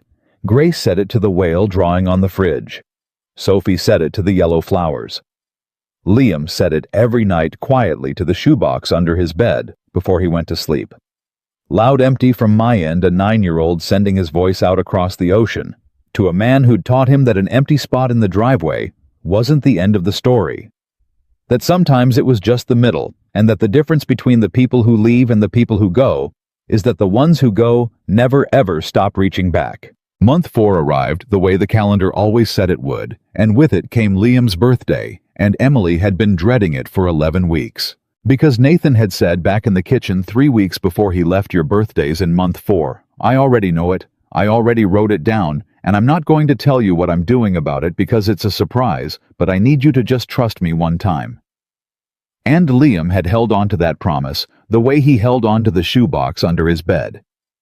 He'd mentioned it a dozen times over the months, casually pretending not to care the way he did with everything that mattered most. Nathan said he's doing something for my birthday. He said to trust him. And every time he said it, Emily's stomach tightened because she knew something Liam didn't. She knew the ship's communications had gone dark. It happened 2 weeks before the birthday. The letters stopped. The calls stopped. Not the normal slow, not the ocean being big, but a hard, total official silence. Emily got the notification the way military families do, the careful worded message that said only that the vessel was in a communications blackout for operational reasons, and that this was routine and expected, and no cause for alarm. Routine. Expected. No cause for alarm. She read those words 20 times, and none of them made her chest loosen even a little, because routine to the Navy and routine to a 9-year-old who'd been counting on a birthday promise were two entirely different things. She didn't tell Liam about the blackout. She didn't know how. What was she supposed to say? The man who promised you he'd never let the empty go quiet has gone quiet, but it's fine. It's routine. Don't worry. That was exactly the kind of comfortable lie Nathan had told her never to tell him. But the truth was worse. The truth was, I don't know when I'll hear from him. I don't know if the birthday thing will happen. I don't know anything. So she said nothing, and she watched the mailbox with her son, and every empty day, the count wound down toward a birthday that a man had promised from the other side of the world and then vanished before he could keep. The night before his birthday, Liam couldn't sleep. Emily found him in the kitchen at 11 o'clock, sitting at the table where Nathan used to sit, turning an empty glass, a quarter turn on the wood, and her heart nearly stopped because he didn't even know he was doing it. He'd picked it up without knowing, a gesture absorbed from a man across the ocean. "Hey, bud," she said, sitting down. "You're supposed to be asleep. Big day tomorrow." "He hasn't written in a while," Liam said, not looking at her. "I know. It's been longer than usual. Longer than the ocean being big kind of longer." Emily was quiet. She would not lie to him. That was the one rule that had held this whole thing together for 4 months, and she was not going to break it the night before his birthday. "Yeah," she said. "It has been longer." Liam nodded slowly, still turning the glass. "Is he okay?" And there it was. The question under all the questions. Emily reached over and put her hand on the glass, stopping it, and waited until he looked at her. "I don't know," she said. "That's the honest answer, and I promised you I'd always give you the honest answer, even when it's the hard one." The ship went quiet. Not because anything's wrong, the Navy does this. Sometimes they go dark for a while for their own reasons, and it's normal, and it doesn't mean anything bad. But I won't tell you I've heard from him because I haven't. And I won't tell you the birthday thing is definitely going to happen because I don't know if it will. What I know is that he's out there. And what I know is who he is. "The guy who goes in the water," Liam said quietly. "The guy who goes in the water," Emily said. "The guy who kept his empty loud for 4 months without missing once. The guy who's got a penny army man in his pocket that he touches when he's scared. That guy doesn't stop reaching Liam. Not because a promise makes him. Because it's who he is. And I have to believe I choose to believe because I've decided to trust him the same way you decided to. That wherever he is right now, even if he can't reach us, he's reaching. The reaching didn't stop just because the letters did. You understand the difference." Liam thought about it for a long time. "The empty can be loud," he said slowly, "even when you can't hear it. Because he's still reaching. On his end. Even if the reaching can't get all the way here yet." Emily's throat closed. "Yeah, baby," she managed. "That's exactly it. That's exactly the difference. Danny's empty was quiet because he stopped reaching. Nathan's empty is loud even in the silence because he never would. The silence isn't him going quiet. The silence is just the ocean being really big this time." Liam nodded and let her walk him back to bed, and she sat with him until he slept, and then she went to her own room and did not sleep at all, because it was one thing to tell your son to trust, and another thing entirely to lie awake. Yourself staring at the ceiling, doing the exact math she'd sworn off, counting the silent days, running the scenarios, being a Navy family in the worst hour of it. Liam's birthday came gray and ordinary. There was school. There was a small party after just Doris from down the hall and Rachel and the 4 kids and a cake Emily had made at midnight because she'd needed something to do with her hands. Liam was good about it. He smiled at the right times. He thanked everyone. But Emily could see him doing the things she'd watched him do his whole life, the things she'd hoped he'd never have to do again. She could see him watching the door. Not the mailbox this time, the actual door. The way he used to watch the driveway on Sundays for a father who never came. He'd set himself up at the kitchen table where he could see it, and every time someone knocked, Rachel arriving, a neighbor dropping off a card, his whole body would go tight and hopeful. And then, when it wasn't what he wanted, would settle back down into a careful, practiced disappointment that broke Emily's heart clean in two, because she recognized it. It was the driveway face. It was the face she'd spent 4 months believing he'd never have to make again. By 7 o'clock, the party was over. Doris went home. Rachel hugged Emily too long at the door and whispered, "He's out there, honey." He's out there, and left. And it was just the 5 of them, and the leftover cake, and a birthday that a man had promised and not delivered, and Emily watched her son start slowly to rebuild the wall, and she understood with a sick certainty that this was the moment. This was the exact thing she'd drawn the line to prevent all those months ago on the kitchen floor. Don't let him in until you're sure. Because Liam doesn't have the calluses. If he lets you in and you go, that's a wound he carries into every relationship for the rest of his life. She'd let Nathan in. Liam had let Nathan in. And now the empty had gone quiet on Liam's birthday, and she watched the lesson she'd fought so hard against start to teach itself to her son all over again. Everybody leaves, even the good ones, even the ones who promise. It doesn't even matter if they mean to. Bud, she started, not knowing what she was going to say, only knowing she couldn't watch that wall go up without trying. And the doorbell rang. Liam's head came up, and Emily saw him decide not to hope. She saw him physically refuse it, saw him keep his face flat because he'd been burned by the door 4 times already tonight, and he wasn't going to let it burn him a 5th. "I'll get it," Emily said, and her own heart was hammering, and she opened the door, and standing on the step was a young man in a delivery uniform holding a package, and Emily's heart dropped because it wasn't Nathan. Of course, it wasn't Nathan. Nathan was in a communications blackout in the middle of the ocean. "Delivery for Liam," the young man said, checking his tablet. "Says here it's got to be handed to the birthday kid directly. Weird instructions, but the sender was real specific." And Liam, who had been refusing to hope, came off the kitchen chair like a shot. The box was covered in stamps and custom stickers, and it had traveled. You could see that it had traveled. It was battered and travel-stained. And it had Liam written on the top in blocky, careful handwriting that all of them knew by heart now. And there was a second line under his name, and Liam read it out loud, his voice shaking. "Do not open until you're sitting down. N." Liam sat down right there on the floor of the entryway. Sophie and Grace crowded in. Emily knelt beside him, and Liam opened the box that a man had somehow sent from the middle of the ocean before the blackout time to cross 4 months and 3,000 miles to land on this exact day because Nathan Cole had written the birthday down and planned it out and mailed it weeks early, knowing the mail was slow, knowing he might go dark, building the loud empty so far in advance that it could reach across even his own silence. Inside was a letter, thick many pages. And under the letter, wrapped in a t-shirt, was a small carved wooden boat, hand-carved clearly, roughly by someone who was not a craftsman, but had tried anyway, sanded smooth in the places a thumb would rub. And glued to the deck of the little boat, standing at the front arm forward, was a small green plastic army man. A guy running. A guy going toward something.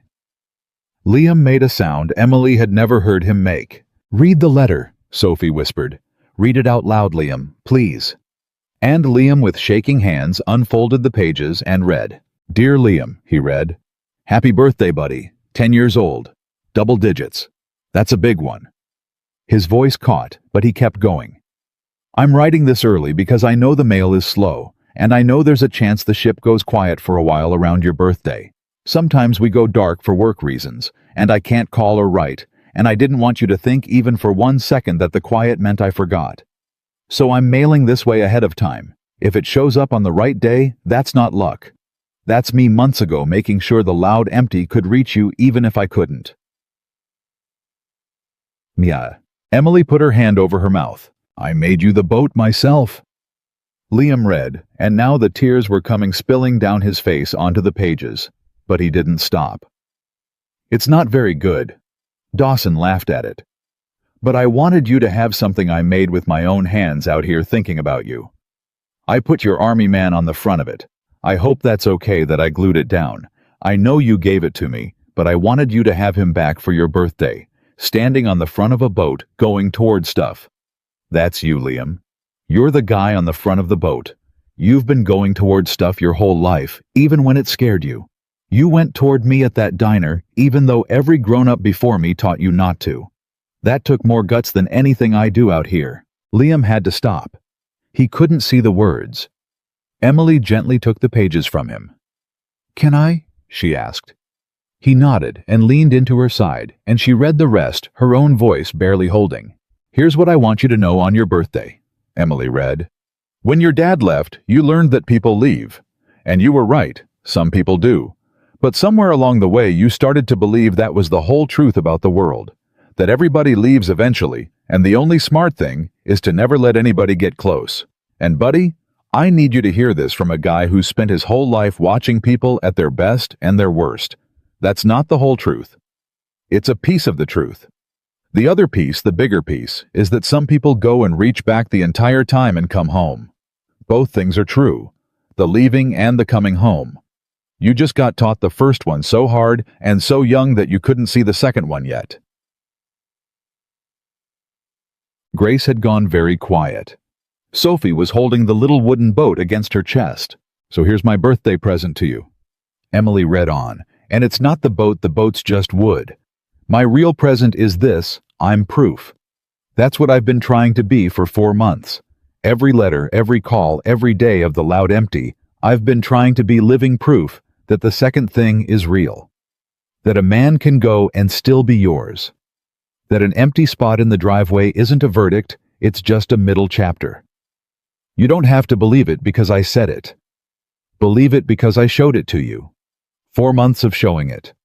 And I've got 2 more months of showing it left, and then I'm going to walk through your front door, and the empty's going to stop being empty, and you're going to see with your own eyes that the coming home part was true the whole time. Emily's voice broke completely on the last lines, but she pushed through them because her son needed to hear them in a voice that loved him. You are worth coming home to Liam. That's the whole thing. That's what your dad got wrong, and it was his loss, not your fault, never your fault. You are worth crossing an ocean for. Don't ever let anybody, including the scared voice in your own head, tell you different. Keep your empty loud. I'll see you in 2 months.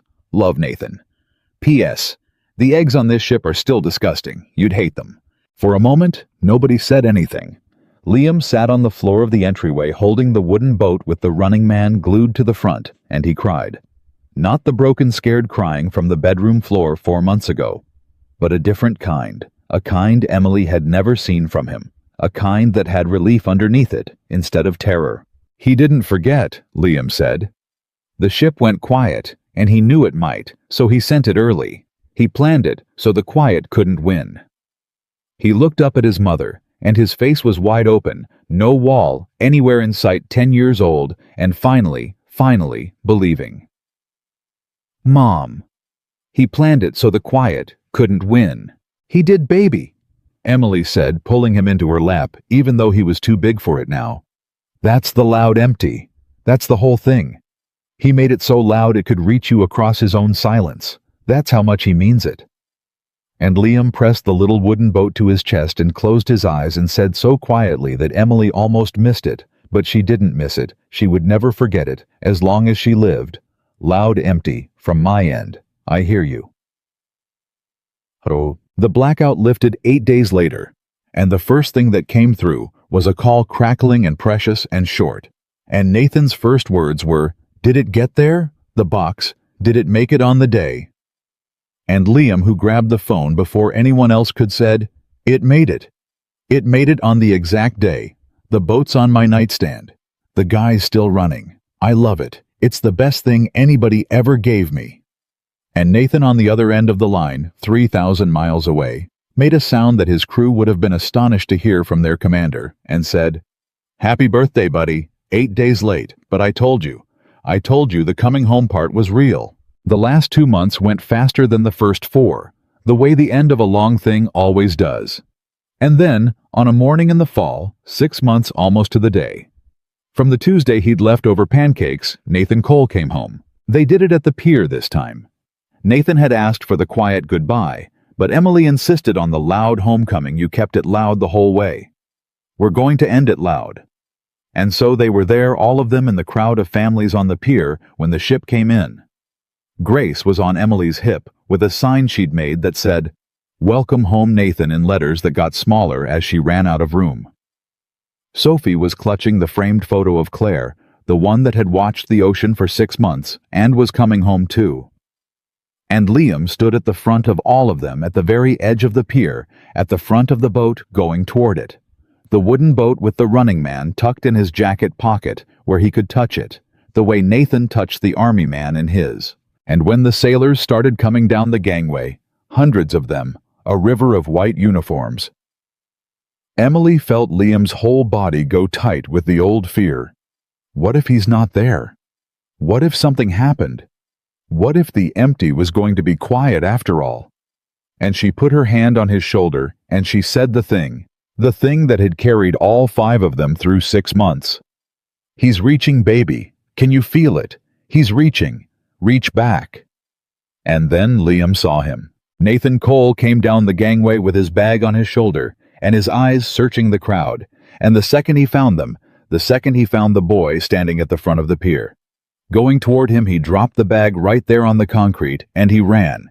And Liam ran too. He ran the way he'd never let himself run toward anyone, the way you can only run when you've stopped checking, stopped bracing, stopped keeping one foot out the door. He ran full tilt down the pier, and Nathan caught him and swung him up off the ground.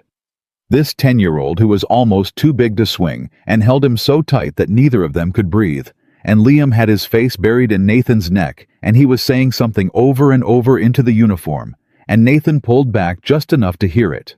And what Liam was saying again and again was, "You came back. You came back. You came back. I told you." Nathan said, his own face wet, holding the boy's face in both his hands. "I told you the coming home part was real. Did you ever doubt me?"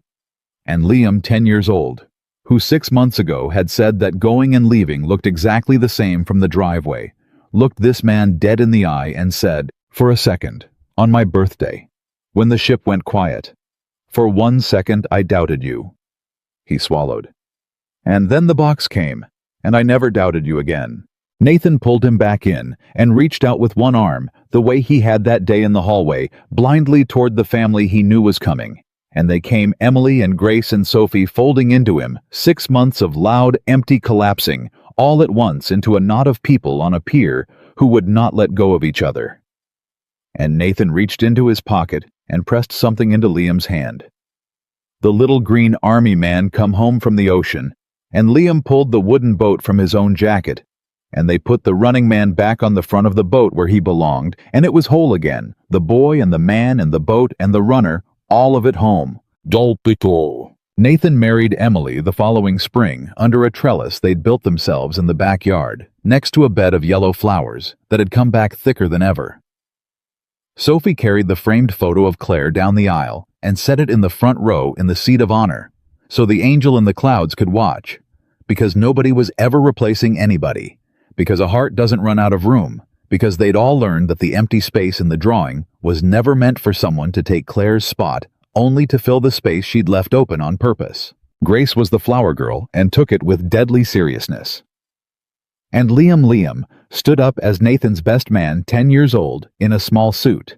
And when the officiant asked if anyone had anything to say, Liam had asked ahead of time if he could, and Nathan had said of course. And so Liam pulled a folded paper from his pocket, a paper he'd written and rewritten a dozen times, and he read it in a voice that only shook a little. "When I met Nathan," Liam read, "I didn't want to, because every grown-up I ever met before him I had to check them. I had to figure out if they were going to leave. And I was really good at it, because I'd been doing it my whole life. He looked up at Nathan, then back at his paper. And then Nathan came, and I checked him harder than I ever checked anybody. For 6 whole months I checked him from 3,000 miles away. And he passed. Every single day he passed. He taught me a thing. He taught me that some people go and reach back the whole time and come home. And I didn't believe him at first because nobody ever came home before. But he showed me. He didn't just say it, he showed me for 6 months until I believed it. Liam's voice broke, but he finished. So today I'm not checking him anymore. Today I'm done checking. Because you don't have to check the guy on the front of the boat. The guy on the front of the boat always comes back. He folded the paper. I love you, Nathan. Welcome home. For good this time. And there was not a dry eye under the trellis. And Nathan Cole crossed the space between them and pulled the boy into his arms in front of everyone, and Emily watched her son, her guarded, wounded driveway. Watching son, who had learned at 5 years old that people leave and had spent 5 years believing it was the whole truth. She watched him hug his new father, without checking, without bracing, without keeping one foot out the door. And she knew with a certainty that no man had ever given her before, that the wound Danny left had finally fully closed. Because a family Emily had learned is not the thing you're born into.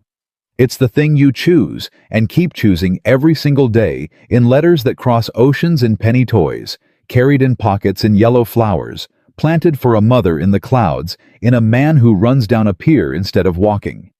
It's built out of 1,000 small moments of somebody reaching back when they didn't have to. And the greatest heroes are not the ones who cross oceans or hold ships steady in the storm. They are the ones who cross the ocean and come home and walk through the front door and never ever stop showing up. Nathan Cole had spent his whole life being the man who goes in the water. But the deepest water he ever crossed was the 6 inches between a frightened boy's wall and his own open hand, and he crossed it, and he stayed, and he never let the empty go quiet. And that is why, in a small house full of children's laughter, next to a bed of yellow flowers, a boy who once watched an empty driveway finally stopped watching and looked instead at the man across the dinner table and knew all the way down for the rest of his life that this was one door that was never going to close. They chose each other. Every single day they chose each other, and they never stopped.